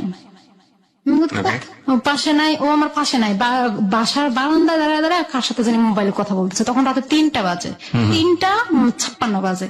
আমি ঘড়ির টাইম দেখলাম, তখন 3:56। এত রাতে কার সাথে কথা বলে? এত রাতে তো কারোর সাথে কথা বলার কথা নয়। তো আমি আবার তখন উঠে দেখলাম যে কথা বলতেছে, খুব আস্তে আস্তে কথা বলতে, আমি শুনি নাই কথাগুলো। পরে আমি আবার ওরা দেখে আমি আবার যে শুয়ে রয়েছি, ঘুমের ভান্দরা চুপ করে শুয়ে রয়েছি। ও কথা শেষ হয়েছে আর 5 মিনিট 32 সেকেন্ড কথা বলছে। কথা শেষ হয়েছে আর শুইছে। শোয়ার পর সাথে সাথে ওর ঘুম চলে আসছে। ও কি করছে, আমি ঘুম থেকে উঠছে, উঠে ওর মোবাইলটা চেক করছে, দেখি যে একটা মেয়ে একটা নাম্বার। তো নাম্বারটা আমি ওই নাম্বারটা সুন্দর করে দেয়ালে লিখে রাখছি, কোথাও খাতায় লিখে রাখলে ও দেখতো। পরে আমি দেয়ালে লিখে রাখছি। পরের দিন সকালবেলা ও যখন বাজারে গেছে, সকালবেলা আমি ওই নাম্বারে ফোন দিচ্ছি। নাম্বারে ফোন দিয়ে দেখি যে চিটাগাং ছাগলনাইয়া নামে একটা জায়গা আছে, ওই জায়গার একটা মেয়েটার নামটা আমি জানি না, মেয়েটার নামটা আমাকে বলো না। মেয়েটার আরেকটা মেয়ে আছে, মেয়েটার হাজবেন্ড বিদেশ থাকে। তো ওই মেয়েটা, আমি এই তুমি কে? কয় আপনি কে? আমি তুমি আমার হাজবেন্ডের সাথে কিসের কথা বলো? রাতের 3টা বাজে কিসের কথা বলো? তোমার কি জামাই নাই? হ্যাঁ আমার বিয়ে হয়েছে, আমার হাজবেন্ড আছে বিদেশ থাকে। আমি জামাই বিদেশ থাকে, তার জন্য তুমি এগুলো করো? তুমি আমার হাজবেন্ডের সাথে কিসের কথা বলো? কয় কি এত আপনার হাজবেন্ড? আমি তুমি তার সাথে কথা বলোছি? কয় তার নাম কি? আমি আরিফ। কয় তার নাম তো আরিফ না, আমি যার সাথে কথা বল তার নাম তো রাফি। আমি কি রাফি মানে কালকে 3টা বাজে তুমি কথা বলো না? এই নাম্বারটা দিয়ে কথা বলো না? হ্যাঁ। তো আমি কার সাথে? রাফির সাথে কথা বলছি। আমি রাফি না, ওর নাম আরিফ। ওর আর বাড়িতে একটা বউ আছে, আমি ওর দ্বিতীয় বউ। এই কথাটাই মেয়েটার কাছে আমি বললাম। তুমি পরে মেয়েটাকে অনেক গালাগালি করলাম, তুমি আমার মেয়ে, তুমি একটা বেয়াদব মেয়ে, তুমি আমার হাজবেন্ডের সাথে যদি কথা বলো তো তোমার খবর আছে। পরে মেয়েটাকে অনেক ধুমকি টুমকি দিলাম। পরে আবার দেখি যে কথা বলতেছে মেয়েটার সাথে, ও কথা বলে, কন্টিনিউসলি কথা বলা যায়। পরে আমি একদিন মেয়েটারে বললাম যে আসলে কি তুমি কি মানুষ নাকি আরো কিছু? একটা সংসার কিভাবে ভাঙো? কয় দেখেন, আমি আপনার হাজবেন্ডকে ফোন দিই না, আপনার হাজবেন্ডই আমাকে ফোন দেয় রাতের 12টা নাই 1টা। আপনার সঙ্গে থাকা শুরু করার কতদিন পরের ঘটনা এটা?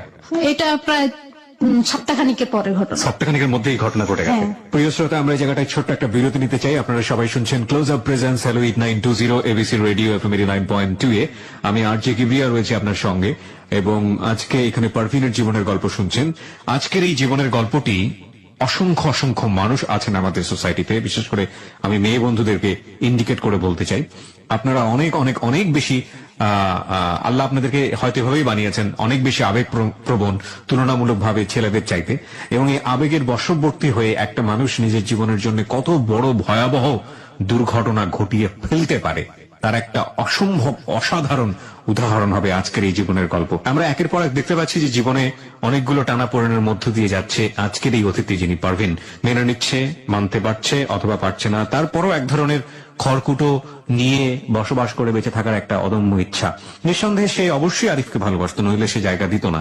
এবং আরিফের বিবাহিত জীবন জানার পরেও তার মেনে নেওয়ার পেছনে অন্যতম একটা কারণ ছিল সে নিজেও বিবাহিত।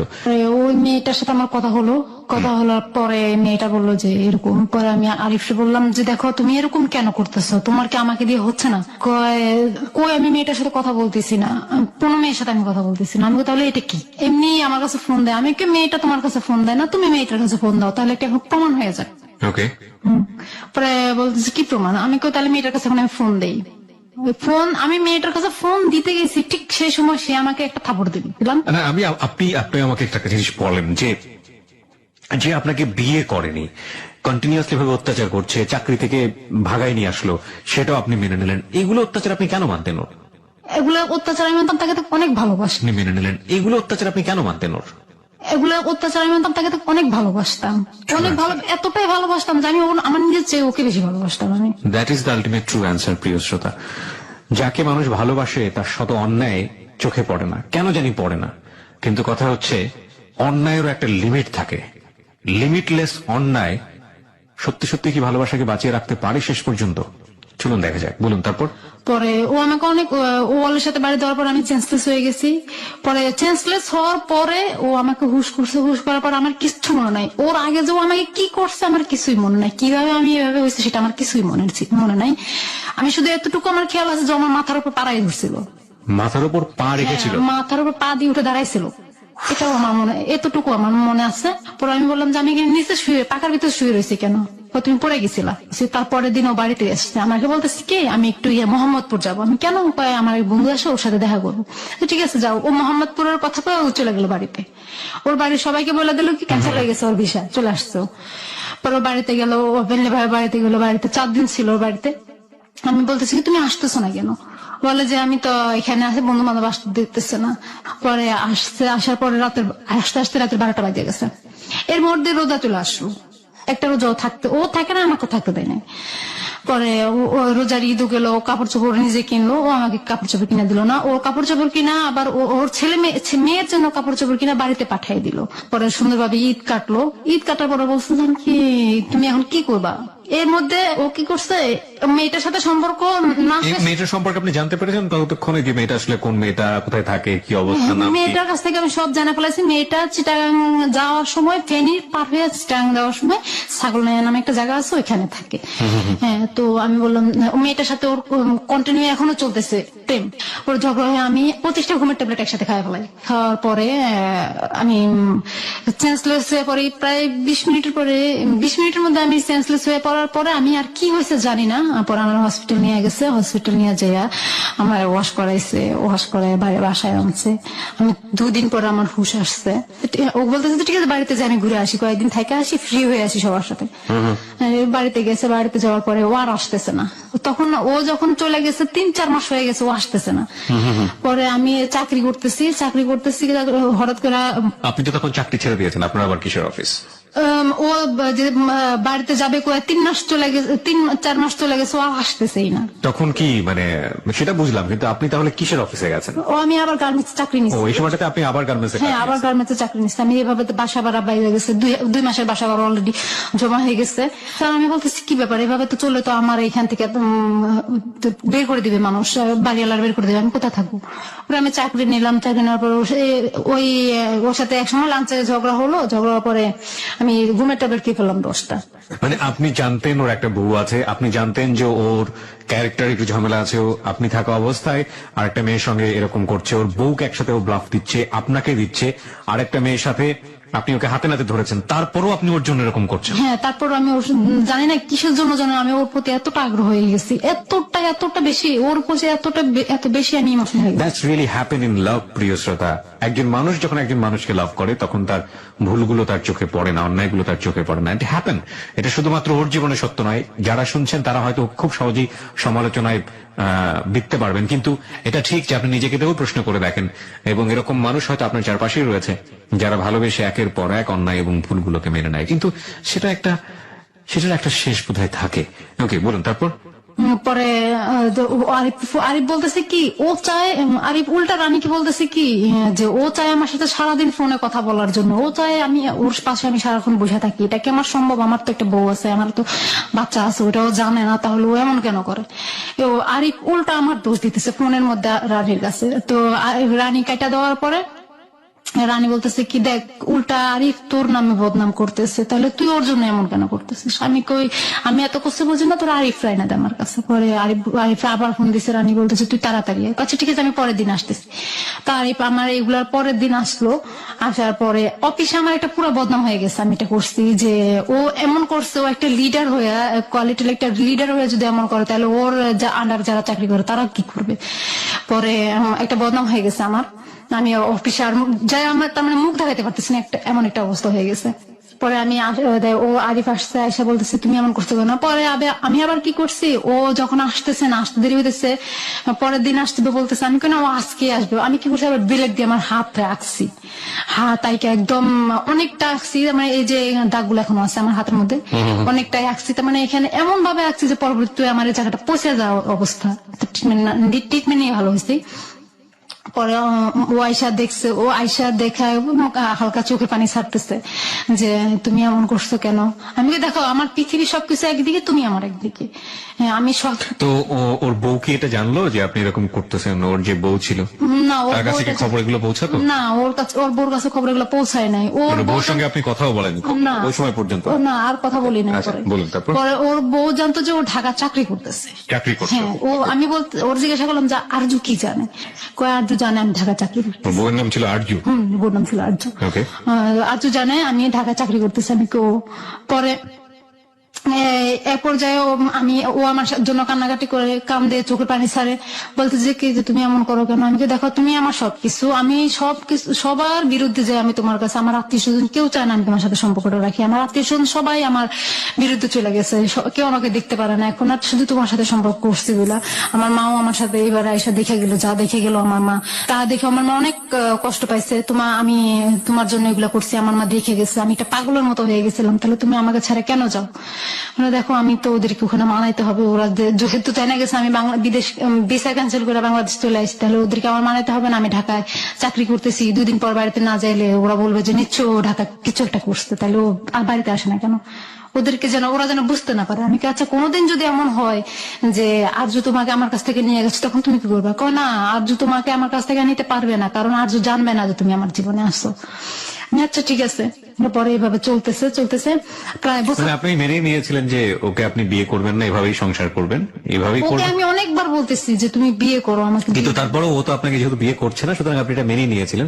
সামহাও ও থাকুক আমার লাইফে, যে কোনো ভাবেই হোক ও থাকুক।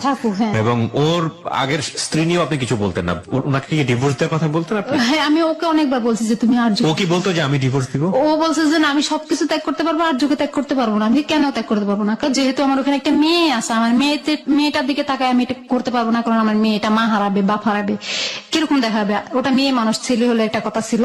আর হলো কি ওর বাপ আমার কাছে অনেকগুলো টাকা পাবে, আমি তো ওকে যদি তালাক দিতে হয় আমার কাবিনের টাকাটাও দিতে হবে, প্লাস আমি ওর বাপে আমাকে যে টাকাগুলো দিচ্ছিল বিদেশ যাওয়ার জন্য, প্রায় 3-4 লাখ টাকা দিয়ে দিচ্ছে, ওগুলো দিতে হবে। তা আমি ওকেও তালাক দিতে পারবো না, টাকাগুলো দিতে পারবো না। যেহেতু টাকাগুলো দিতে পারবো না, তাহলে আমি ওকে তালাকও দিতে পারবো না। আচ্ছা ঠিক আছে, তাহলে টাকা যখন হবে তোমার হাতে তখন তুমি ওকে দিও, তালাক দিও। আচ্ছা ঠিক আছে, দেবনি। এভাবে চলতেছে। ওদের সম্পর্ক ভালো ছিল না, স্বামী স্ত্রীর সম্পর্ক ভালো, ও আমাকে বলতো যে ওদের সম্পর্ক ভালো ছিল না, ওর বউ নাকি ওকে টাচ করতে দিত না, ও নাকি ওর বউর কাছে এভাবে বলছে। মানে সম্পর্ক সামহাও ভালো ছিল না। ওকে, আপনার কাছে সেভাবে উপস্থাপন করেছে। পরে এইভাবে চলতেছে, প্রায় 2 বছর চলে গেছে এভাবে ঢাকায় একসাথে, আমাদের 2 বছর চলে গেছে। 2 বছর চলে যাওয়ার পরে ও কি করছে, আমার বলতেছে যে এখন তো এখানে এভাবে সম্ভব না, তো একটা কাজ করি, আমি মোহাম্মদপুর যে একটা চাকরি করি। ওই যে হারুনের কথা বলছিলাম, ওই হারুন ছিল আরজুর চাচাতো ভাই। পরে আমি ওর কাছ থেকে শুনলাম যে আমি কোথায় যাবো, হারুনের কাছে। আমি কি হারুন তোমার কি হয়, সত্যি করে বলো তো? বলে হারুন হয়েছে আরজুর চাচাতো ভাই। আমি তো সজীব, সজীব আমার খালাতো ভাই। আমি কই তো সজীব জানতো না তোমার যে বউ আছে? হ্যাঁ আছে, জানতো। আমি কই তাহলে জানতো, ও আমাকে বলে নাই কেন যে দেয়া তোমার বউ আছে? ও আমাকে বলে নাই কেন? আমি মানা করছি। তাহলে হারুন বলে নাই কেন তোমার যে বউ আছে? ওকেও আমি মানা করছি। তাহলে এই 2টা মানুষ জানতো যে তোমার বউ আছে, তাহলে তারা তোমার সঙ্গে আমাকে দেখছে, তোমার সঙ্গে কতটা ফ্রি আমার সেটাও দেখছে, তাহলে আমাকে একটা বারের জন্য কেন বলে নাই যে তোমার বউ আছে? এবং তোমার বউ আমাকে বলে নাই তোমার, তাহলে তোমাদের কি প্ল্যান ছিল? আমাকে নিয়ে কি প্ল্যান ছিল? তোমাকে তো চিন্তামই না, কিসের প্ল্যান ছিল? আমি তো তোমাকে তো আমি চিন্তাম না, তোমার আমার বয়স আমি দেখি নাই কোনোদিন, তাহলে তুমি পরিচয় হওয়ার আগে, তাহলে তুমি কেন এটা করলা? তোমাকে আমার প্রথম থেকে ভালো লাগছে তার জন্য। ঠিক আছে, ভাবে চলতেছে। 2 বছর চলে যাওয়ার পরে বলতেছে চাকরি করবো। ঠিক আছে, যাও চাকরি করো। বললো ও চাকরি আর করে না, ও বাড়িতে চলে গেছে, ওর সবকিছু নিয়ে বাড়িতে চলে গেছে। এখান দিয়ে আমি ওই যে ওই চাকরি করতেছি, আজকে অসুস্থ, কালকে অসুস্থ। এর মধ্যে আমি আবার 3বার কনসেপ্ট করা হলে 3বারই ও আমাকে এমআর করায়। আপনার প্ল্যান কি ছিল? আমার প্ল্যান ছিল আমি বাচ্চা নিব, কারণ বাচ্চা নেন, বিয়ে তো হয়নি। কারণ আমার খেয়াল ছিল যে আমার একটা ই ছিল যে আমি যদি বাচ্চা নেই, তাহলে ও বাচ্চাটা না হলে আমাকে বিয়ে করবে। আর যেহেতু ও যদি বিয়ে করার পরে যদি বলে যে এই মেয়েকে আমি চিনি না, তাহলে আমার প্রথম প্রমাণ হয়েছে আমার বাচ্চা। এটাই ছিল আমার সবচেয়ে বড় প্ল্যান। তো আমাকে বাচ্চা নিতে দেয় নাই। পরে ও চাকরি করতে চলে আসছে, 2 বছরের পরে চাকরি করতে চলে আসছে। আমি চাকরি করতেছি, হঠাৎ করে আমি অসুস্থ হয়ে যাই। অসুস্থ হয়ে যাওয়ার পরে আমার চাকরি আমি ছেড়ে দিই। আমাকে এখন চাকরি করব না, আমি নিজেকে সুস্থ করব। পরে আমি অফিস করতে পারি না, আজও গ্যাপ দেই, কালো গ্যাপ দেই, তো আমাকে কয়দিন ছুটি দিবে? এভাবে চাকরি ছেড়ে দেই। পরে বাসা ভাড়া জমা গেছে, 4 মাসের ভাড়া জমা গেছে। বাকি দোকানে প্রায় 9,000 টাকার মতো হয়েছে বাকি করতে করতে। এই সময়টা তো ও থাকে না আপনার সঙ্গে? না, ও থাকে না। তো সবাই বলতেছে কি যে তোর স্বামী তোরে ফালাইয়া চলে গেছে।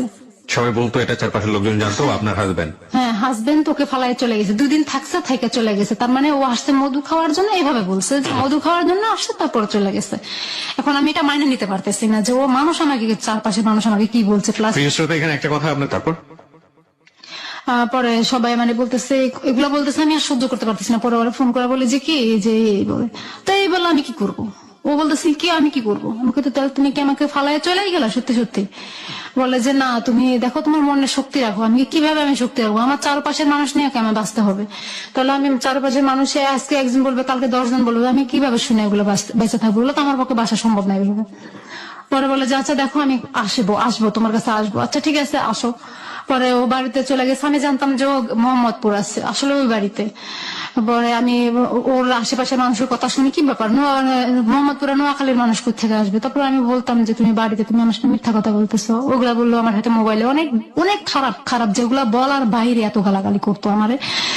পরে ও কি করতো, একটা নাম্বার থেকে আমার নাম্বারে ফোন দিত, একটা নাম্বারে আমার থেকে একটা রং নাম্বার দিয়ে আমার মোবাইলে ফোন দিয়ে আবার ওর মোবাইল দিয়ে ফোন দিত। তো আমার মোবাইলটা ওয়েটিং, আমি ওই রং নাম্বারের ফোনটা যদি রিসিভ করতাম তাহলে ও ফোন দিলে তো ওয়েটিং পাইতো, ওয়েটিং পাইলে তো আমি ওর ফোনটা কেটে দিতাম, রং নাম্বারের ফোনটা কেটে দিতাম। পরে আবার ওর কাছে ফোন দিল বলতে কি তুই কার সাথে ওয়েটিং এসেছিলি, কি বলো আমি একটা রং নাম্বার। মানে ও এত লোকের সাথে করে ফেলছে সেটার জন্য সমস্যা নাই, কিন্তু আপনি করলেই সমস্যা। হ্যাঁ, আমি তো জানতাম না এটা যে আমার তো নাম্বার ছিল না, তো রং নাম্বার একটা ফোন আসছে আমি সেটাই জানতাম। এটা যে ও করতেছে সেটা তো আর আমি জানতাম না।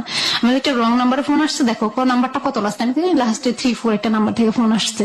ও 3-4 নাম্বার থেকে তো আমার কাছেও একটা ফোন আসছিল। আমি কি বলে কয় গালাগালি করছে, আমি আমারও তো গালাগালি করছে। কয় তাহলে ওর সাথে তোর কি সম্পর্ক, তুই নিশ্চয়ই গুন্ডা টুন্ডা ধরেছিস আমাদের। কি পাগলের মতো কথা বলো, তোমার সাথে তোমার জন্য আমি কিসের জন্য গুণা ধরবো, আর আমি যাকে ধরাবো সে তোমাকে আমাকে গালাগালি করবে কেন, তোমাকে না করবে তাহলে গালাগালি, কত কত গালাগালি করে নিলে মিথ্যা কথা বলো। তারপর ও কি করে, বিভিন্ন নাম্বার থেকে আমার কাছে ফোন আসলে, যখন বিভিন্ন নাম্বার থেকে আমার কাছে ফোন আসে ঠিক তখন ওই মুহূর্তে ও ফোন দেয় আমারে। তো ওয়েটিং পেলেও আমার গালাগালি করে, তুই নিশ্চয়ই ছেলেদের সাথে সম্পর্ক করতেছিস, তুই কোন কোন ছেলেদের সাথে সম্পর্ক করতেছিস, তোর তো এই অভ্যাসটা আছে। আমি কি তুমি দেখছো আমার কোন ছেলের সাথে আমি সম্পর্ক করছি, তুমি যখন আমার সাথে ছিল তখন দেখছো আমি কোনো ছেলের সাথে হাইসা কথা বলতে, এমনি তো কথা বলা দূরের কথা, আমি হাইসাও তো কারোর সাথে কথা বলি না। তুমি কিভাবে বলো এগুলা, তোকে আমি বিশ্বাস করি না, তোরা গার্মেন্টস এর মেয়েরা এমনই, গার্মেন্টসই, তুই যে গার্মেন্টস এর মেয়ে সেটা প্রমাণ করে দিলি আমারে, এভাবে বললাম। গার্মেন্টস এর মেয়েরা কিন্তু খারাপ না, যারা খারাপ করে তারা বাইরে যেয়ে করে। গার্মেন্টসে আর যেমন খারাপ যদি করার ইচ্ছা থাকে বাইরে যাই করতে পারে, গার্মেন্টসে করার দরকার হয় না। আর গার্মেন্টসে খারাপই করতে পারে না, কারণ তুই আমাকে শেখাইস না। আমি কই তোমাকে কি শেখাবো, তুমি তো সবকিছুই জানো। পরে ও এরকম করতেছে, পরে কি বললাম, আমি বাসা ছেড়ে দিলাম। বাসা ভাড়া দেওয়া হয় নাই, কিন্তু 8,000 টাকা বাসা ভাড়া, ওখানে 9,000 টাকা বাকি ভাড়া। আমি কি করলাম, বাসায় মাল জিনিস সব রাইখা, ওর ব্যাগে যে কাপড় চোপড় ছিল, ও কাপড় এক ব্যাগ কাপড় চোপড় আমার ঘরে ছিল, আর কিছু কাপড় চোপড় নিয়ে চলে গেছে। ওর ব্যাগের কাপড় চোপড় আমার ব্যাগে যা যা দরকারি লাগে আমি ওগুলা নিয়ে রাতে ফজরের আজান দিছে তখন ওখান থেকে বের হয়ে গেছি। তখন ওখান থেকে বের হয়ে গেছি, বাড়িওয়ালার সবাই কেউ জানে না, আমি ঘরে তালা মেরা চাবিটা ওখানে পাশে ঝুলাই থুয়ে আমি চলে গেছি। আমার ঘরে অনেক মাল জিনিস ছিল, ওগুলো সব থুয়ে আমি চলে আসছি আমার ধানমন্ডিতে চলে আসছি, আমার মামার বাসায়, ছোট মামার বাসায়, ওখানে মামি আছে মামা আছে, ওখানে চলে আসছি। ওদের ঘর ভাড়াটা কিছুদিন আমার ফোন অফ করে ফেলছি। নতুন একটা সিম ছিল, ওইটা লাগাই, ওই নাম্বারটাও আরিফ জানতো, ওই যেটা সবাই জানতো ওইটা বন্ধ করে ফেলাইছি। ফেলায় আমি চলে আসছি, ওদের ভাড়াটা কিছুই দেয় নাই। 6 মাসের ভাড়া বাকি ছিল, 4 মাসের ভাড়া বাকি ছিল। আচ্ছা ওকে। 4 মাসের তো পরে ওখানে আবার 9,000 টাকা ঘর ভাড়া ছিল, এগুলো সব মিলে ফালায় থেকে আমি চলে আসছি।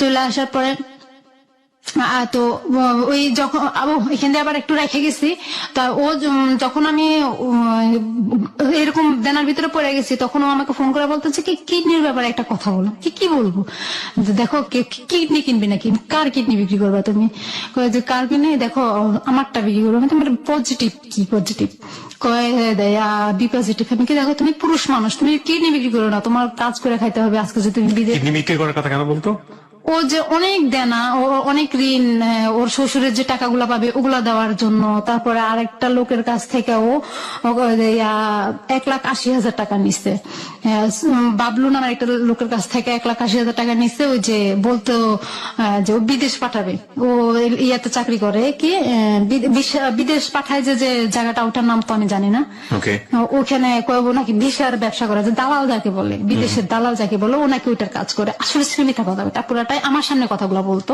যে বাবলু ভাই আমি আপনাকে ওই বাবলুকে প্রচুর টাকা ঋণ এবং ওটা ও কিডনি বিক্রি করে পরিশোধ করতে চায়। হ্যাঁ, আচ্ছা।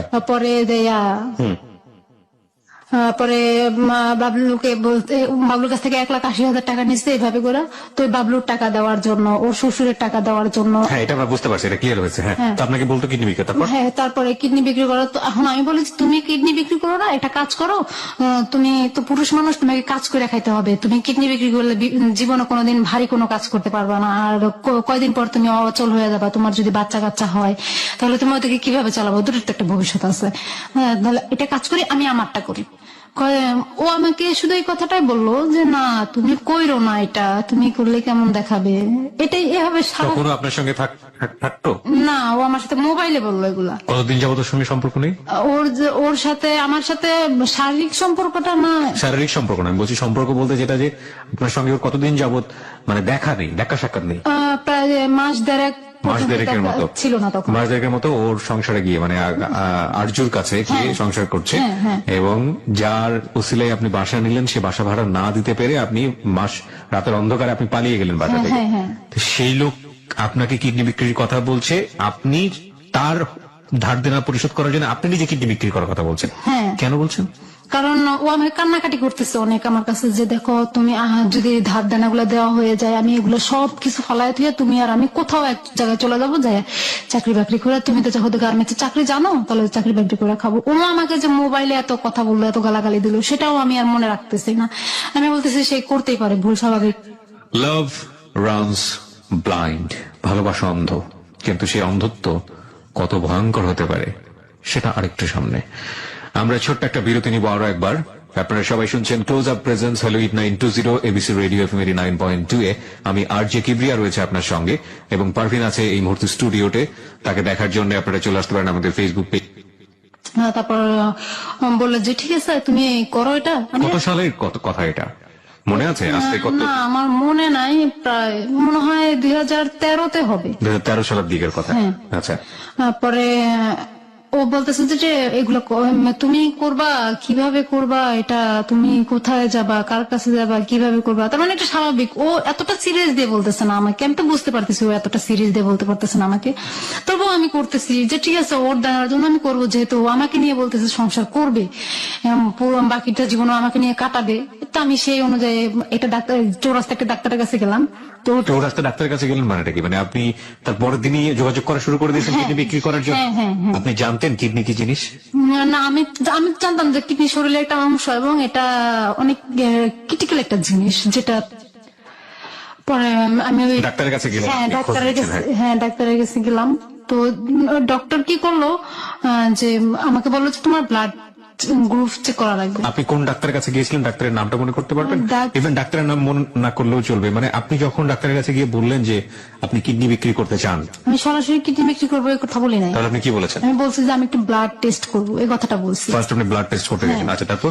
আমি বলছি যে ব্লাড টেস্ট করবো। ঠিক আছে, ব্লাড টেস্ট করবো, একটু বসো। সামনের রুমে বসাইছে, রিসেপশনের সামনে বসাইছে। বসানোর পরে উনি একটা ভিতরে একটা এক্সরে একটা রুম ছিল, ওই রুমের ভিতরে গেছে। ওখান থেকে আবার আসছে, ওখানে আইসা আমাকে বলতে চলো ওই রুমে চলো। হ্যাঁ ঠিক আছে বল। ওই রুমে নিয়ে গেল, আমাকে নিয়ে বললো যে কি বলো এখন বলো। তো উনি আমার দিকে তাকাইতেছে বারবার, এমন ভাবে তাকাইতেছে আমি বুঝতে পারতেছি উনি খারাপ নজরে তাকাইতেছে আমার দিকে। পরে আমি বলতেছি আমি একটা কথা বলবো আপনার সাথে। কি কথা? আমি দেখেন আমার তো একটু সমস্যা। মিথ্যা কথা বললাম যে আমার বাবার তো ক্যান্সার হয়েছে, তো আমার চিকিৎসার জন্য টাকা লাগবে, অনেক টাকা লাগবে, তো আমি একটা কিডনি বিক্রি করবো। এই কথাটা তুমি এখানে বলছো, আর কোথাও বলো না, পুলিশ পেলে তোমার ধরে নিয়ে যাবে। দেখেন আমার কিচ্ছু করার নেই। আর বলে যে তাহলে তুমি কি এটা ছাড়া আর কোনো কাজ? আমি আর কোনো কাজ আমার দ্বারা সম্ভব না, আমি এটাই করবো। ঠিক আছে, তোমার তো ব্লাড টেস্ট করা লাগবে। আচ্ছা ঠিক আছে, ব্লাড টেস্ট করেন। তো উনি ব্লাড টেস্ট করছে, কোনো টাকা নেয় নাই। বিনিময়ে উনি আমার সাথে ফিজিক্যালি রিলেশনটা করতে চাইছিল। মানে আপনাকে ডিরেক্টলি অফার করেছে? হ্যাঁ, ডিরেক্টলি অফার করেছে। পরে ডক্টর ডিরেক্টলি অফার করে যে ওনার সাথে আমি ফিজিক্যালি রিলেশন করার জন্য। আমি অসম্ভব, এটা আমার দ্বারা সম্ভব নয়। তাহলে তুমি কিভাবে কি করবো? আমি কিডনি বিক্রি করবো, তার জন্য কি আমি ফিজিক্যালি রিলেশন করবো না? কিন্তু সেটা করলে আমি তো ফিজিক্যালি করার জন্য কত মানুষ করে থাকে টাকার বিনিময়ে, সেটাই করি। আমি তো সেটাই করতাম।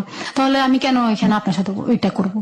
পরে বলো যে আচ্ছা ঠিক আছে, তুমি ব্লাডটা টেস্ট করো। তো ব্লাড টেস্ট করে উনি আমার টাকা নেয় না ব্লাড টেস্ট করার সময়। তো আমি ওটা কি করছি, ব্লাড টেস্ট করে বিকালে তুমি রিপোর্টটা নিয়ে যাবো। পরে আমি চলে আসছি, বাসায় চলে আসার পরে আরিফের সাথে আমার কথা হলো, আমি বললাম যে আমি ব্লাড টেস্ট করাইছি। তো ঠিক আছে, ভালো করছো, ব্লাড টেস্ট করা হয়েছে, এখন তাহলে কি করবা? আমি কি দেখি কি করবো। তো আমি, আমার হাতে টাকা ছিল না, আমি বললাম আমার হাতে তো টাকা নাই, তাহলে এখন আমি কি করবো? যে তুমি ইয়েতে যাও, ওই যে সরদি হসপিটালে যাও। আমি ওখানে কি করতে যাবো? আমি কয় ওখানে কিডনি হসপিটালে যাও। আমি ওখানে যাই, ওখানে যাই তো বিজ্ঞাপন দিতে হবে। আমি আমার দ্বারা সম্ভব না, আমি বিজ্ঞাপন কিভাবে দেবো? মানে এটা আপনাকে আরিফ বলে দিচ্ছে এবং আপনাকে যা বলছে আপনি সেই কাজগুলোই করছেন? হ্যাঁ, সেগুলাই করতেছি। কেন করছেন? কারণ তাকে আমি অনেক ভালোবাসি, তার ঋণের জন্য। তার ঋণ শোধ করে দেবেন এবং তার সাথে একটা সংসারের স্বপ্ন। হ্যাঁ, সে ঋণ মানে ঋণ শোধ করলে সে তার ওয়াইফকে ডিভোর্স দিয়ে দিবে এবং তারপরে সে আপনার কাছে চলে আমার আসবে। কাছে চলে আসবে। এটা আপনি বিলিভ করেছেন? হ্যাঁ, সেটা আমি বিলিভ করেছি। পরে আমি কি করলাম, সরারদি হসপিটাল আসলাম। আমার পরে একটা লোকের সাথে আমার কথা হলো। তো ওই বৃদ্ধ লোকটা ছিল, উনি ভালোই ছিলেন। উনি আমার এই কথাটা বলার পরে উনি আমার বললেন যে কি বললেন আপনি? ডিটেইল জানতে চাই। আমি বলতেছিলাম যে আচ্ছা আঙ্কেল, এখানে কিডনি বিক্রি করার কথা হয় কোথায়, আর কিনে কোন জায়গা থেকে হয়, তুমি কি করবা? আমি তো কিডনি বিক্রি করবো। কার? আমি কই আমার। কয় তুমি কি পাগল হয়ে গেছো? কেউ যদি তোমাকে কিডনি বিক্রি করার জন্য নেয়, সে তোমার 2টা কিডনি রেখে দিলে তুমি কি করবা? আমার ভিতরে ওই ভয়টাও তখন নাই। আমি বলছি দেখেন আঙ্কেল, আমার খুব বেশি দরকার। কি দরকার? আমি আমার বাবাকে ইয়াতে ক্যান্সার হয়েছে, তো এখন আমি ওটা চিকিৎসা করা লাগবে। আমি মিথ্যা কথা বললাম। তারপরে কয়েক যে শুনো, এটা এখানে বলছো, আর কোথাও বলো না, তুমি সোজা বাসায় চলে যাও, যেখান থেকে আসছো ওখানে চলে যাও। পরে উনি আমার 50 টাকা দিল। তো আমি আবার গাজীপুর চলে গেলাম। গাজীপুর চলে যায়, ওইখান থেকে আবার এগুলা নিয়ে ট্রাই করতেছি পরে হচ্ছে না দেখে আমি ওই যে বললাম যে বাসা ছেড়ে চলে আসছি। এগুলো হচ্ছে মাঝখানের কথা। পরে বাসা ছেড়ে আমি চলে আসছি। আসার পরে মামাদের বাসায় রয়েছি, ছোট মামার বাসায় রয়েছি। তো ছোট মামা বললো যে এখানে যে থাক আসো, ওগুলো যে বাসাটা ছাইড়া দিয়ে যায়, বাসা ভাড়া ছেড়ে দিয়ে এখন তো তুই তো আর ওইদিকে যেতে পারবি না। আমি ওদিকে আর কি করতে যাবো, আমার কাজ কি ওখানে আর। পরে আম্মা বলে কে তোর আরিফ কই? মামা আমার ইনসাল্ট করে বলে যে তো আরিফ কই, আরিফ কোথায় গেছে এখন? আমি কই না, ও তো বাড়িতে গেছে। ও এর মধ্যে আবার সবাই জানা গেছে ওর যে একটা বউ আছে। আমি আবার সবাই বলে দিছি, বলেও দিয়েছেন সবাইকে? সবাই বলে দিছি ওর যে একটা বউ আছে। আর এই যে আপনার আগের হাজবেন্ড, সে আপনার সঙ্গে একেবারে যোগাযোগ করেন না, একেবারে এই সময়ের মধ্যে সে হয়নি? কোথায় আছে বা কি আসে বিষয়, আমি বাইসে আছে কিনা বা ও বাইসে আছে কিনা, এটা কিচ্ছুই জানি না। ওকে। আমার মামা বলেছে ঠিক আছে তো বাড়িতে চলে যাও তুমি। আমি বাড়িতে চলে গেছি। এই কিডনির ব্যাপারটা কথাটা তো ডাক্তারের সাথে বলে, ডাক্তারের ফোন নম্বর নিয়ে নিছি। কোন ডাক্তারের? এই যে ডাক্তারের কাছে ব্লাড টেস্ট করাইছিলাম। আচ্ছা আচ্ছা। ওনার ফোন নম্বর নিয়ে নিছি। উনি বলছে যে ঠিক আছে, আমি কোনো সময় সরাই দিতে গেলে এটা নিয়ে আলাপ করে তোমার জানাবো। ঠিক আছে। আমি ওনার ফোন নম্বর নিয়ে আমি বাড়িতে চলে গেছি। এখন আরিফের সাথে আমার দেখা করতে হবে। আর আরিফের সাথে আমি দেখা করবো, ওকে না দেখলে আমার ভালো লাগতেছে না। পরে আমি ওর সাথে দেখা করবো, আমার হাতে টাকা নাই। এখন না ওই যে আরিফ রাসেলের ওই বিচারটা নিয়ে তো চেয়ারম্যানের বোর্ড অফিস, গ্রামের বাড়িতে যেটা বলে উপজেলা অফিস, তো উপজেলা অফিসের সচিব ছিল কি, যে উনি বিচার টিচারি করে চেয়ারম্যানের কাছে নিয়ে দেয়, বিচারের ডেট ফাইনাল করে আর কি উনি।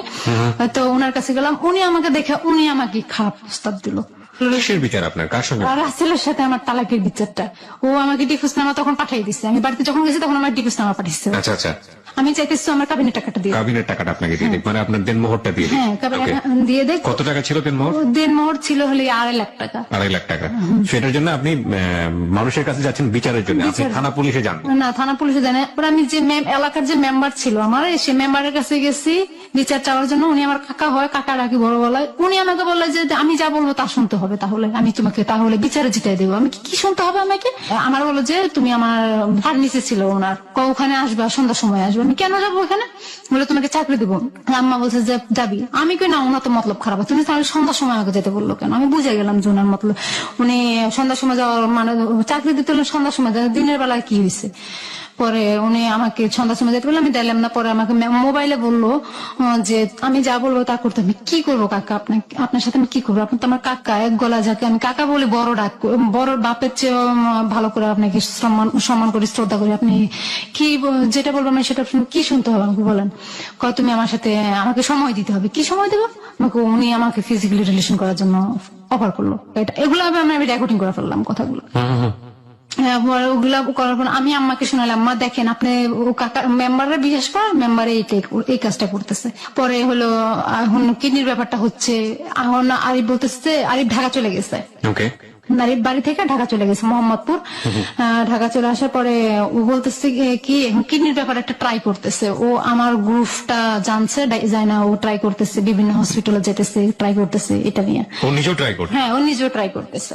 আমার বললো যে কি একটা কাজ করো, ঢাকায় আসো তুমি। আমি বাড়ি থেকে ঢাকা আসলাম। আসার পরে ওই যে ও কি করলো, আমারে নিয়ে বসে বসে কিছু লিখলো, আমার গ্রুপ দিয়া আর আমার ফোন নম্বর দিয়া এই যে একটা লিখলো, ও কয়েকটা পোস্টার লিখলো। আচ্ছা। হ্যাঁ, অনেকগুলো হাতে লেখা পোস্টার লিখলো, এখানে একটা ঘাম কিনলো। কেনার পরে ও সরোয়ার্দী কিডনি হসপিটালের অনেকগুলো লাগাইলাম। তো পোস্টারগুলো লাগালো? হ্যাঁ, ও নিজে হাতে লাগালো? ও লাগাইছে, আমিও লাগাইছি। আপনিও লাগালেন? হ্যাঁ, দুজনই লাগাইছি। ওকে, পোস্টারে কি ছিল ভাষা? হ্যাঁ, কিডনি বিক্রি করতে চাই, কিছু টাকার বিনিময়ে ফোন নম্বর এত এত, রক্তের গ্রুপ এটা। ও মোহাম্মদপুর ওর বাসায় চলে গেছে, ওই যে বন্ধু বান্ধবের সাথে যে মেসে থাকে ওখানে চলে গেছে। আমার তো থাকার আর কোনো জায়গা নাই। স্টেশনে গেলাম তো 10:30টার দিকে আমার কাছে একটা কল আসলো। এটা কল জিহাদ নামে একটা ছেলে একটা কল করছে। কল করে বলে যে কি আপনি কি, আমার নাম ধরে বলো আপনি কি অমুক, আমি কি হ্যাঁ আমি। বলে যে আপনি কি কিডনি বিক্রি করতে চান, আমি কি হ্যাঁ। কেন, আপনার তো এটা ফোন নম্বর আপনার, আমি কি হ্যাঁ এটা আমার। কেন, কি হয়েছে, আপনি আমার বলো আপনি কোথায় থাকেন, আমি মিথ্যা কথা বললাম, আমি মোহাম্মদপুর থাকি। কি হয়েছে, আমার ভাইয়ের তো কিডনি দুটা ড্যামেজ হয়ে গেছে, তো রক্ত লাগবে কালকে। আমার যে সময় ফোন করছে বলতেছে কালকে ওর ডায়ালিসিস দিতে হবে, তো ডায়ালিসিসের জন্য কিছু রক্ত লাগবে। পরে আমি কি বললাম, আমি কিছু ঠিক আছে, আমি কালকে সকাল 10টার দিকে আসতেছি। কোথায় আসতে হবে, শ্যামলী ইয়াতে আলমার কাজুল হসপিটালের পিছনে একটা ইয়ে আছে, কিডনি হসপিটাল, ওটাতে আসেন। তো ওখানে গেছি, আমি আসছি, আইসা তারপর আরিফের খবর দিচ্ছি। আমি বলছি তুমি একটু দাঁড়াও, তুমি যে আমার সাথে আসছো, তুমি ও ছেলেটা যেন এটা বুঝতে না পারে, তুমি আমার পিছনে থাকবা, ও কোথায় নিয়ে যায় আমাকে সেটা দেখবা। আচ্ছা ঠিক আছে। তো জিহাদ আসাদ গেট আসলো, আইসা আমি কই জিহাদ বললাম, আমি জিহাদ ভাই আপনি একটু আসাদ গেট আসেন, আইসা আমাকে করে নিয়ে যান, আমি তো ওদিকে যেতে পারতাম না, চিনি না ওদিকে। আচ্ছা ঠিক আছে, জিহাদ ভাই আসলো, আইসা আমাকে বাসে উঠলাম। আমরা যে বাসে উঠছি তার অনেকটা পিছনে আরিফ উঠছে, ওই বাসে অনেকটা সিট পরে উঠছে পিছনে। উঠা শ্যামলে নামলাম, নেওয়ার পরে ও হসপিটালে গেলাম। যাওয়ার পরে ওরা আমার সবকিছু টেস্ট করলো, ব্লাড টেস্ট করলো, আমার ব্লাড কোনো ভাইরাস আছে কিনা, কোনো সমস্যা আছে কিনা, সব টেস্ট করে ওকে করলো। ও করে 1 ব্যাগ রক্ত দিতে হবে। তো আমি যে জিহাদের সাথে কথা বলতেছি, একদম কাছাকাছি যে কথা বলতেছি, তো ওটা আরিফ সহ্য করতে পারতেছে না। ও বললো আর কি আমাকে যে আমি সহ্য করতে পারতেছিলাম না, তাই চলে আসছি। ও হসপিটালটার বাইরে বাসায় চলে আসছে, মোহাম্মদপুর চলে আসছে। 1 ব্যাগ ব্লাড দেওয়ার পরে আমি ওটা দাঁড়াতে পারতেছিলাম, আমার মাথা ঘুরাচ্ছিল। পরে জিহাদ আমাকে ধরলো, ধরে বললো, জিহাদ বললো যে চলেন বাসায় দিয়ে আসে। আপনার রক্তের গ্রুপ যেন কি? ও নেগেটিভ। ও নেগেটিভ, হ্যাঁ। আমার বললো যে কি হ্যাঁ আপনাকে বাসায় দিয়ে আসি। তা আমার তো মোহাম্মদপুর কোনো বাসা নেই, আমি তোকে মিথ্যা কথা বলছিলাম। ঠিক আছে, আপনি আমাকে আসাদ গেট নামায় দিলেই হবে।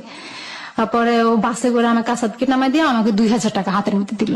তো আমি রিক্সায় করে মোহাম্মদপুর পর্যন্ত গেছি।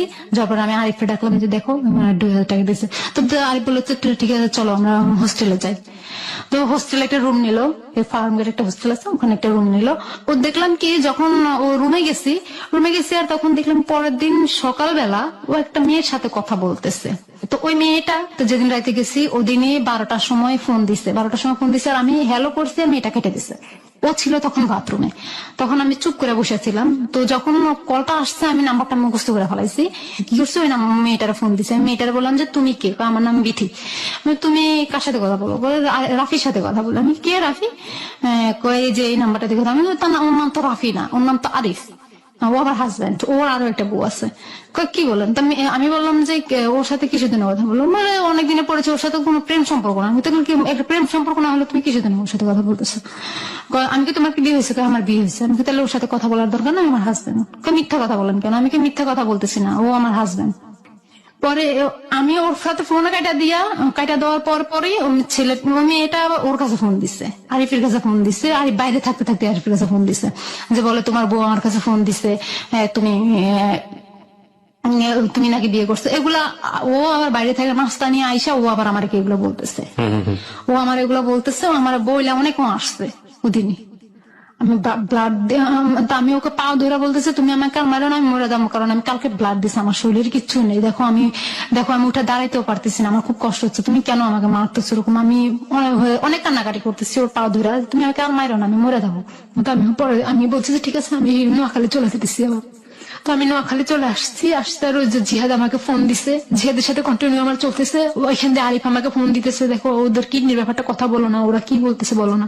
আমি আচ্ছা ঠিক আছে দেখতেছি। আমি ওখান দিয়ে জিহাদ আবার আমার পছন্দ করছে, ওটা আবার জিহাদ আমাকে ফোনের ভিতরে জানাইতেছে। ওই জিহাদের বাবা আবার ওদের এলাকার সিরাজগঞ্জে ওদের বাড়ি, তো উনি আবার ওই এলাকার চেয়ারম্যান, বর্তমান চেয়ারম্যান, উনি এখনো চেয়ারম্যান আছেন।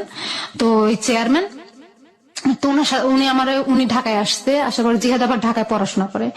তো ঢাকায় আসছে, ছেলের বাসায় আসছে, ওই চেয়ারম্যান আসার পরে আমার খবর দিছে। আমি আবার আরিফে ফোন দিছি, আমি কই তুমি মামা আমার টাকা দাও, 100 টাকা দাও, আমার ঢাকা যাইতে হবে। বলে যে কি তাহলে তোরে 100 টাকা দেবো, তুই তোর মারে আমার কাছে না দিয়া যা। তুমি কিভাবে বলতেছো, কেন গালাগালি কেন করতেছো? কয় তাহলে আমি তোর 100 টাকা কোথেকে এনে দেবো, কিসের বিনিময় দেবো? আমি কই দেখো কিডনির ব্যাপারটা দিতে হবে না, তুমি এমন করো না, তুমি না দেন মুক্ত হইতে চাইতেছো, তাহলে তুমি এমন করতেছো কেন? কয় আমার কাছে টাকা নাই। অনেক কান্নাকাটি করছো, টাকা দেয় না। পরে আমি আমার কাছ থেকে টাকা নিয়ে অনেক কাকু তুমি নিতে করে আমি আমার কাছ থেকে টাকা নিয়েছি, নিয়ে আমি ঢাকা আসছি। আইসা ওই চেয়ারম্যানের সাথে দেখা করছে। চেয়ারম্যান বলতেছে যে কি কিডনি আমরা নেবো, তো একটা কাজ করো, তো আমার বাড়িতে যাই কদিন থাকতে হবে তুমি কি? আচ্ছা ঠিক আছে। তো ওই অবস্থায় আমি কোনো কাপড় চোপড় আনি নাই, আমার গায়ে যেটা ছিল ওটাই, আর আমি বোরকা পরে আসছিলাম। ওনাদের এলাকায় নিয়ে গেছেন, ওখানে বলতেছে যে ওনাদের ছেলের সাথে নাকি আমাকে বিয়ে দিবে, যেটা কিডনি দুটাই ড্যামেজ, ওটার সাথে আমাকে বিয়ে দিবে। কিসের কি বিয়ে দেবে কি? আমি তো রাজি না। আমি কি বাবা এটা কি ধরনের কথা? আমি কয় না আসলে একটা মিথ্যা কাবিন হবে। কাবিন তো কোনোদিন মিথ্যা হয় না। দেখো এখানে কোনো মৌলবি দেওয়া হবে না। আমি কি মৌলবি না হলে একটা ছেলের আর একটা মেয়ের কাবিন হলে ওটা বিয়ে হয়ে যায়, আর আপনাকে ছেলেকে আমি বিয়ে করবো না, আমার তো হাজবেন্ড আছে। সমস্যা নাই, তোমার গার্জিয়ান কে? তো আমি আরিফরে দেখাইলাম যে ও আমার চাচাতো ভাই হয়, হাজবেন্ড সেটা বলি নাই, ও আমার গার্জিয়ান, আমার ফ্যামিলি বেশিরভাগ সময় দেখাশোনা ওই করে। আচ্ছা ঠিক আছে, তো ওকে খবর দাও।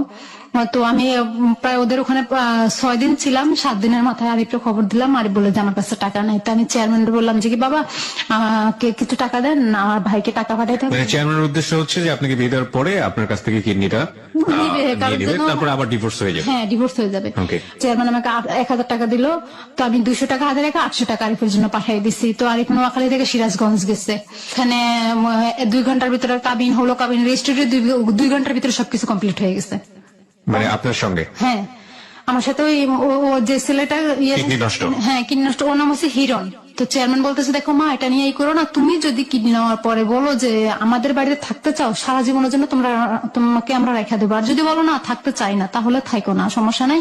এটা তো আমি বললাম যে আচ্ছা বাবা এটা কিসের জন্য করা হয়েছে? কয় দেখো এটা উকিলে এটা করা হয়েছে এই মাধ্যমে যেন পুলিশি কোনো ঝামেলা করতে না হয়। স্ত্রীর স্বামীকে কিডনি দিতেছে, এটাই কোনো ঝামেলা। আর টাকার লেনদেনটা কারোর কাছে বলবা না, সেটা তোমার ভিতরে আর আমার ভিতরে। টাকার লেনদেনটা কত জন ছিল? 4 লাখ টাকা। এটা যখন আপনি ওদের সঙ্গে ডিটটা করছেন, বিয়েটাও করে ফেললেন, আপনার পক্ষ থেকে সাক্ষী কেউ ছিল? সাক্ষী ছিল আরিফ।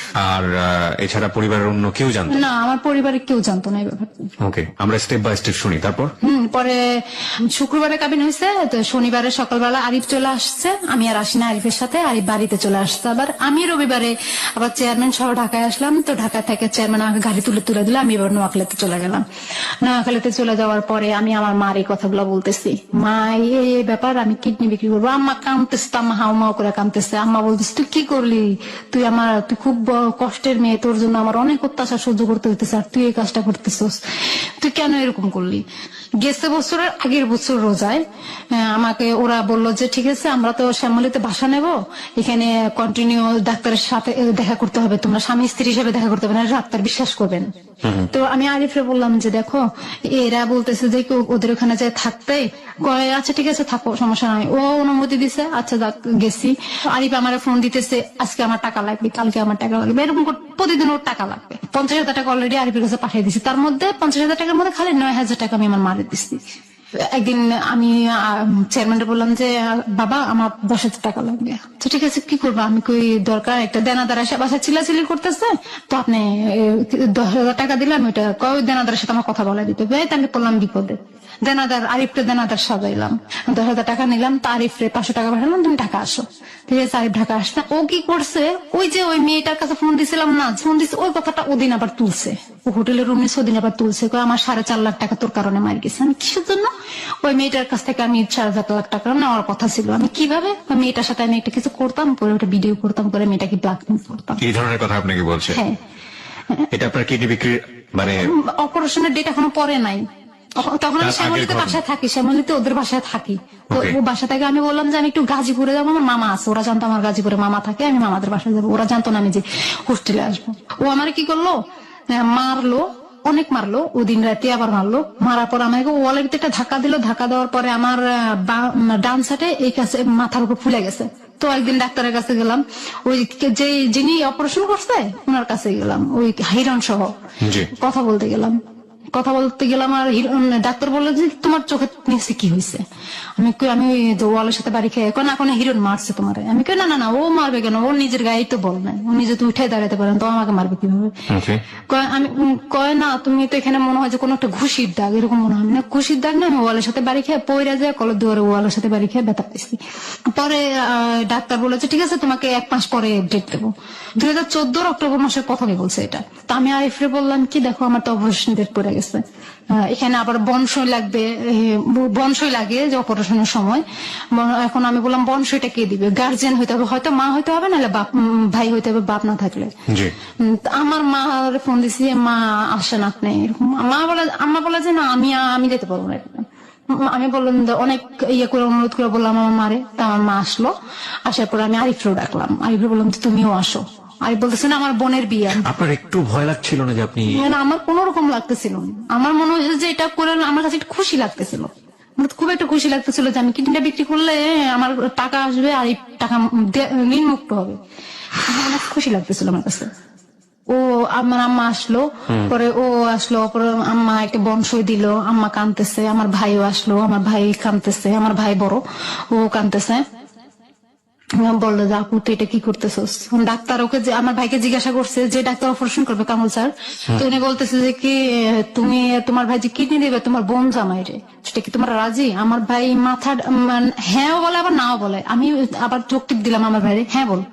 তো আমার ভাই হ্যাঁ বলছে। পরে আমার মারা জিজ্ঞাসা করলো, এখন আমার মা কিছু বলে না, চুপ করে থাকে। আমার মা বলে যে ওরই মর্জি, তার মানে ডাক্তার কিছু একটা আন্দাজ করতে পারতেছে, হ্যাঁ তো এটা রাজি না। পরে ডাক্তার বললো যে আপনার তো কোনো একটা সন্দেহ মনে হইতেছে আমার। তো আমি বললাম না দেখেন এখানে কোনো সন্দেহ নাই, ওখানে আমি ছিলাম ডাক্তারের সামনে, আমি উপস্থিত ছিলাম, হিরণ উপস্থিত ছিল, হিরণের বাপ উপস্থিত ছিল, আমার ভাই আর আমার মা উপস্থিত ছিল, আরিফরা বাইরে বসে ছিল, বাইরে রিসেপশনের সামনে বসেছিল, আমি ডাক্তারের চেম্বারে আমরা কয়েকজন ছিলাম। পরে এগুলা হওয়ার পরে পরের দিন বৃহস্পতিবার এটা হয়েছিল, 23 তারিখে ডাক্তারের সাথে কথা হয়েছিল রাত 9টা বাজে। আর 24 তারিখ ডাক্তার তখন দিল যে কালকে ফজরের টাইমে, সরি বুধবারে এটা কথাটা হয়েছিল ডাক্তারের সাথে। বৃহস্পতিবার সন্ধ্যার সময় আমার আর হিরণরা আবার ডাক দিল যে তোমরা শুক্রবারে সকাল সকাল আসতে হবে, সকাল সকাল একদম ফজরের টাইমে। তো আমরা বললাম ফজরের টাইমে তো আসা সম্ভব নয়। তাহলে কি হলো, বৃহস্পতিবার সন্ধ্যার সময় আমাদেরকে হসপিটাল ভর্তি করাই দিল। আরিফও আছে ওইখানে। আবার ওই বৃহস্পতিবার সকালবেলা চেয়ারম্যান কি করছে, চেক 3 লাখ টাকার একটা চেক দিয়ে দিচ্ছে জনতা ব্যাংকে, আমার হাত দিচ্ছে। ওটা আমার হাতে দেওয়ার পরে ওটা বাসাই হয়েছে, তো আমার হাতে দিচ্ছে। আমার মা ছিল ওখানে, আরিফ ছিল ওখানে, সবাই উপস্থিত ছিল, হিরণের বড় ভাইটাই সবাই উপস্থিত ছিল। তো সবার সামনে 3 লাখ টাকা একটা চেক দিছে জনতা ব্যাংকের, আর 50,000 টাকা ক্যাশ গয়না দিছে। তো আরিফ গুনছে ওই টাকাটা, নিজের হাতে গুনছে, গয়না আমার হাতে দিছে, আমি ওটা আমার মার হাতে রাখতে দিছি। এটা রাখেন। তো আরিফ বলতেছে এখন তোমার আম্মুর হাতে দাও, এটা পরে আমি নিয়ে নেবি না। আচ্ছা ঠিক আছে। পরে আমার মার হাতে দিছে, আমার মা রাখছে ওইটা। বৃহস্পতিবার সন্ধ্যার সময় আমাদেরকে হসপিটাল ভর্তি করাইলো, সবার সাথে দেখা টাকা কইরা, পরে আর তো দেখা হবে না কারোর সাথে, সবার সাথে মাপ নিলাম। আমার বললাম যে মাপ করে দিয়েন, সবার সাথে মাপটা নিয়ে আরিফ আম্মাও কাঁদতেছে, আমার ভাইও কাঁদতেছে। আমি আরিফের চোখে একটু পানি দেখলাম না। ও ওখান থেকে আচ্ছা সবার সাথে বিদায় নিয়ে বের হলাম। পরের দিন শুক্রবারে ফজরের নামাজ পড়া ডাক্তার অপারেশন করবে, ফজরের নামাজ পড়ে ডাক্তার অপারেশন করলো। অপারেশনের সময় তো আমি অপারেশনের সময় নাকি আমি তো ছিলাম অপারেশন টেবিলে, আমার জ্ঞান ফিরছে। তো ডাক্তার বলছে যে এইভাবে তো মেয়েটার তো মাথায় আঘাত পাইছিল, তার আগে ওকে একটা ঘুমের ওষুধ দিয়ে দিই, ঘুমের ইঞ্জেকশন দিয়ে দেয়। তো ওই ইঞ্জেকশন দেওয়ার পরে আমি আবার ঘুমাইছি। তো আমি তারা অপারেশনের আগে আরেকটা বলছিলাম যে কি দেখো আমি অপারেশনের পরে আমার যখন যদিও হুশ আছে আর আমি যদি বাইসা থাকি তাহলে আমি সবার আগে তোমার মুখ দেখবো। পরে ও রাজি হলো। পরে আমার যখন হুশ আসলো সত্যি সাথে আমি ওকে দেখতে পাইলাম, দেখলাম যে দাঁড়ায় রয়েছে, একটা শার্ট দিয়ে দাঁড়ায় রয়েছে। আমার কাছে এত ভালো লাগছিল। আবার কি হয়েছে যে আমি শুনলাম পরে অপারেশনের পরে যখন আমার হুঁশ আসছে, আমি আমার কাছে শুনলাম কি তুই তো অপারেশন করতেছস এখানে, আর আরিফ ওখানে দেখ গিয়া মার্কেট করতেছে। তো তুই অপারেশন থিয়েটারে, আমরা সবাই কান্নাকাটি করি, আর আরিফ টাকা নিয়ে আমার কাছ থেকে টাকা নিয়ে ও জুতা কিনে, প্যান্ট কিনে, শার্ট কিনে। তাই না? হ্যাঁ কিনুক গা, টাকা তো ওর জন্যই। পরে ও কি করছে, শার্ট টাট কিনে একদম নতুন জামাই সাইজে আমার সামনে আসছে। পরে আমি তো হাসতেছি ওকে দেখা, হাসতেছি আর ও আমার মুখের দিকে তাকায় রয়েছে। সবাই আছে ওখানে, আমারে বলতেছে কি তুমি কি সুস্থ আছো এখন? আমি তো আমাকে দেখে তোমার কেমন মনে হইতেছে, আমি কি সুস্থ আছি না অসুস্থ আছি? সুস্থ থাকলে তো আমি উঠে দাঁড়াইতাম, আমি তো বেডে শুয়ে থাকতাম না। পরে 8 দিন ছিলাম ওখানে হসপিটালে। 8 দিন থাকার পরে 8 দিনের ভিতরে ও আমার সাথে অনেক ঝগড়াঝাটি, আমি ও অসুস্থ শরীরের ভিতরে অনেক কাঁদছি। হায় রে জীবন, মানে এত সহজ একটা জীবন। উপরওয়ালা আমাদেরকে মানুষ করে দুনিয়াতে পাঠিয়েছেন এবং বলে দিয়েছেন সৃষ্টির সেরা জীব আমরা, অথচ এই জীবনের কত অপচয়।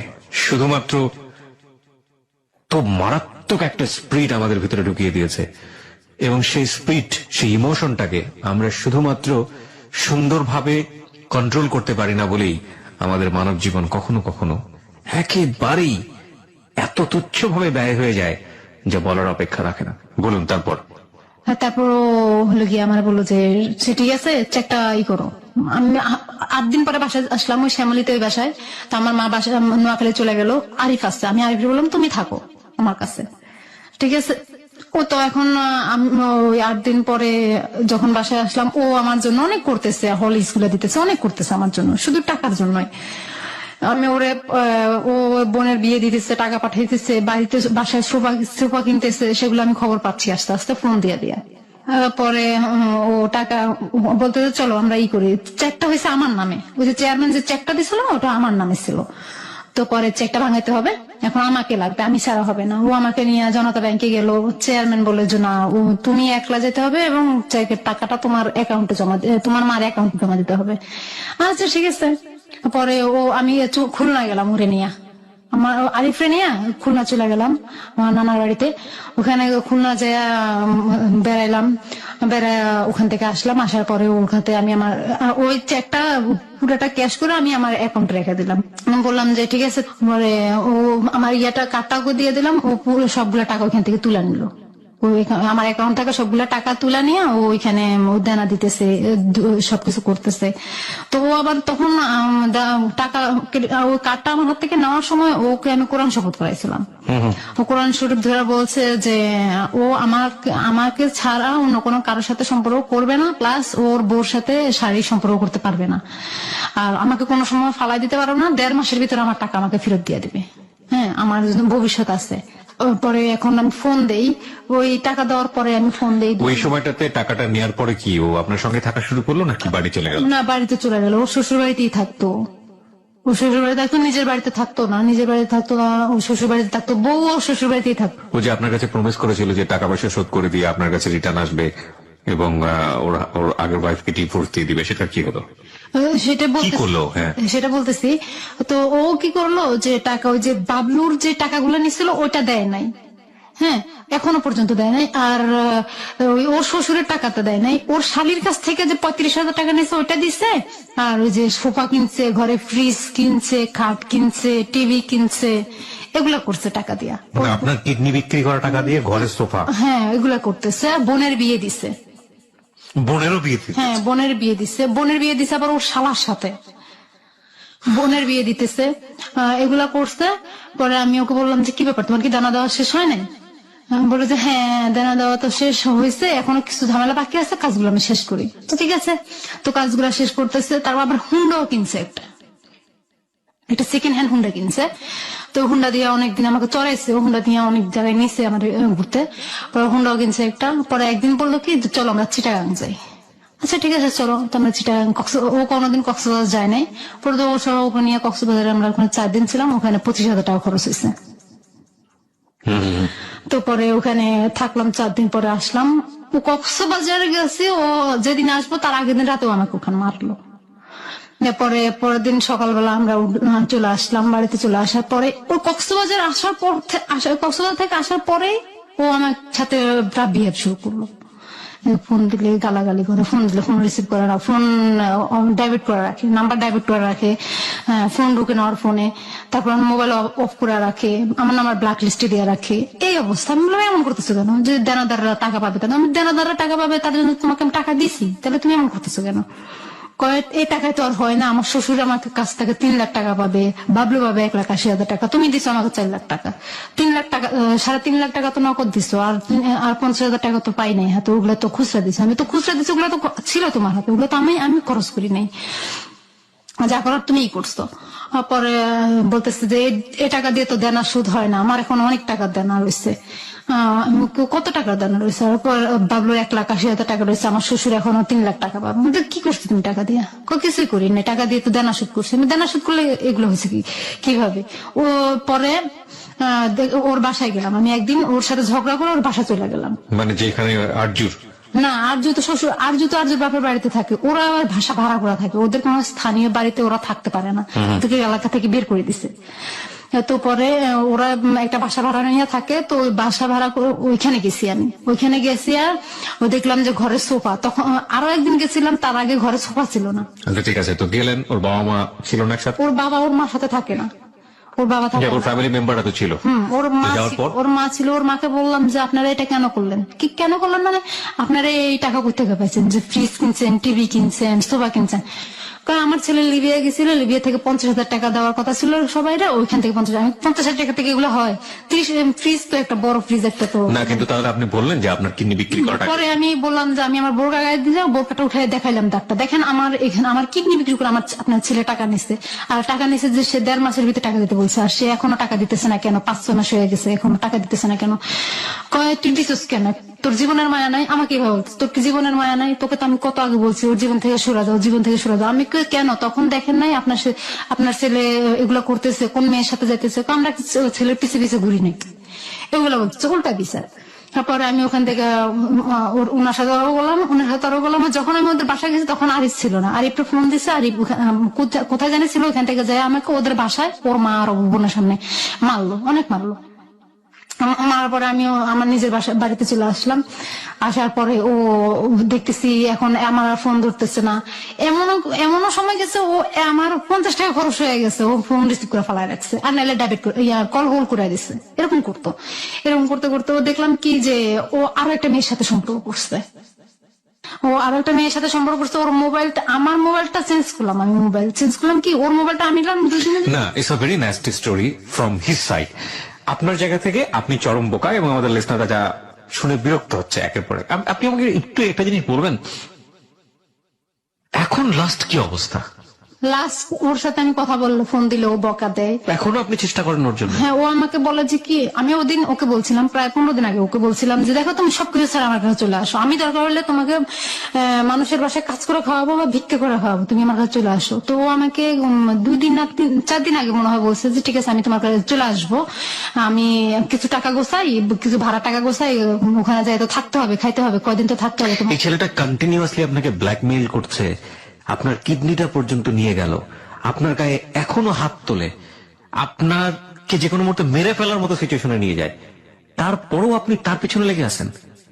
তার পিছনে লেগে আসছি বলতে তার প্রতি আমি খুব ইমোশনাল, তার সে আমাকে যদি একটু ভালো, যেমন এখন ঝগড়া করছে, একটু পরে যদি আমাকে বলছে তুমি কি করো, খাওয়া দাওয়া হয়েছে কিনা, ভালো আছো কিনা, সহজে তো বলো না, যদি এগুলা বলে তো আমি ওর প্রতি দুর্বল হয়ে যাই।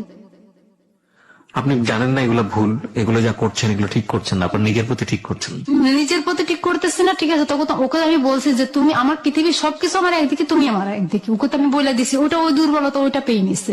তখন আমি আস্তে আস্তে ওর সাথে ফোন কথা বলা বন্ধ করতেছি আস্তে আস্তে। আপনি পারবেন ওর কাছ থেকে বের হতে? একদম মন থেকে বলেন তো, আপনার মন কি বলে? ওর থেকে বের হইতে হলে আমাকে একটা করতে হবে, কারণ আমার তো এখন আর ভবিষ্যৎ নাই, কারণ আমাকে ভবিষ্যৎ করতে হলে আমার একটা কিডনি নাই, আমি এখন আমার শারীরিক অবস্থা খুব খারাপ, কদিন পর জ্বর আসে, মাথা ব্যথা করে, মাথা ব্যথাটা। আপনি কেন বলতে আসলেন এই স্টোরি আমাদের? এটা বলতে আমার এই কথাগুলো আমি কারোর সাথে শেয়ার করতে পারতেছিলাম না, যে আমি কাউকে বলবো, সেটা মানে আমি ছি বলবে, তো এটা বলতে সবার সাথে আসছিলাম যে আমি সবার সাথে বললাম আমার কথাটা আমি শেয়ার করে নিজের মনটাকে একটু হালকা করতেছি, সেটার জন্য আসছিলাম। আর আপনার মতো যারা করে তাদের জন্য কিছু বলার আছে আপনার?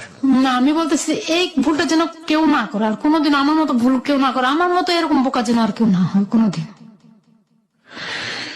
দিস ইজ হার স্টোরি, প্রিয় শ্রোতা। ও এখনো বের হতে পারেনি, একটা কিডনি দিয়ে দিয়েছে, এবং যে ছেলে ওকে প্রতি মুহূর্তে লাথি মেরে দাঁড়িয়ে দেয়, সেই ছেলের জন্য জীবনের সবচাইতে গুরুত্বপূর্ণ একটা অর্গান সেটা সে বিক্রি করেছে 4 লাখ টাকায়, সমস্ত টাকা তাকে দিয়ে দিয়েছে। সেই টাকা দিয়ে তার ভাষ্য অনুযায়ী তার বাড়িতে সোফা সেট বানানো হয়েছে, এবং সেই ছেলেকে সে এখনো সেই ছেলের প্রতি দুর্বল।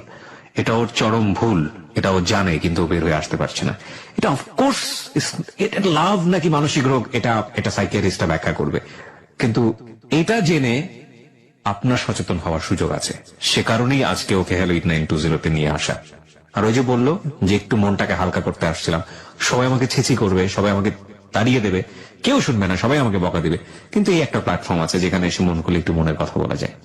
সেজন্যই ওকে আজকের হ্যালো 8920 তে নিয়ে আসা। ও যে ভুলটা করেছে, চরম ভুল, আমরা যেন যতই ভালোবাসি, যতই প্রেম করি, যতই পছন্দ করি, এই ধরনের ভুল যেন আমরা কখনো না করি।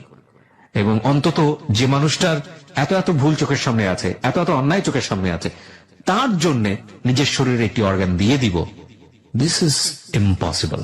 এই রকম ইম্পসিবলকে যেন আমরা কখনোই আমাদের সস্তা ইমোশনের কাছে বিক্রি করে না দিই। দেন ওর জন্য আমি এখনো আরো একটা প্রস্তাব মানে নিতে রাজি হচ্ছিলাম, যে একটা লোক আমাকে বলছিল যে কোনো একটা লোকের কাছে থাকলে, সে একটা বড় লোক, তো তার কাছে থাকলে সে আমাকে কিছু টাকা দিবে, প্লাস তার সাথে আমার শারীরিক সম্পর্কটা হবে, এই টাকাগুলো আমি আরিফের জন্য। এটাও আমি প্রস্তাবটা আমি মনে মনে ভাবতেছিলাম ঠিক মাইনা নেবো কিনা।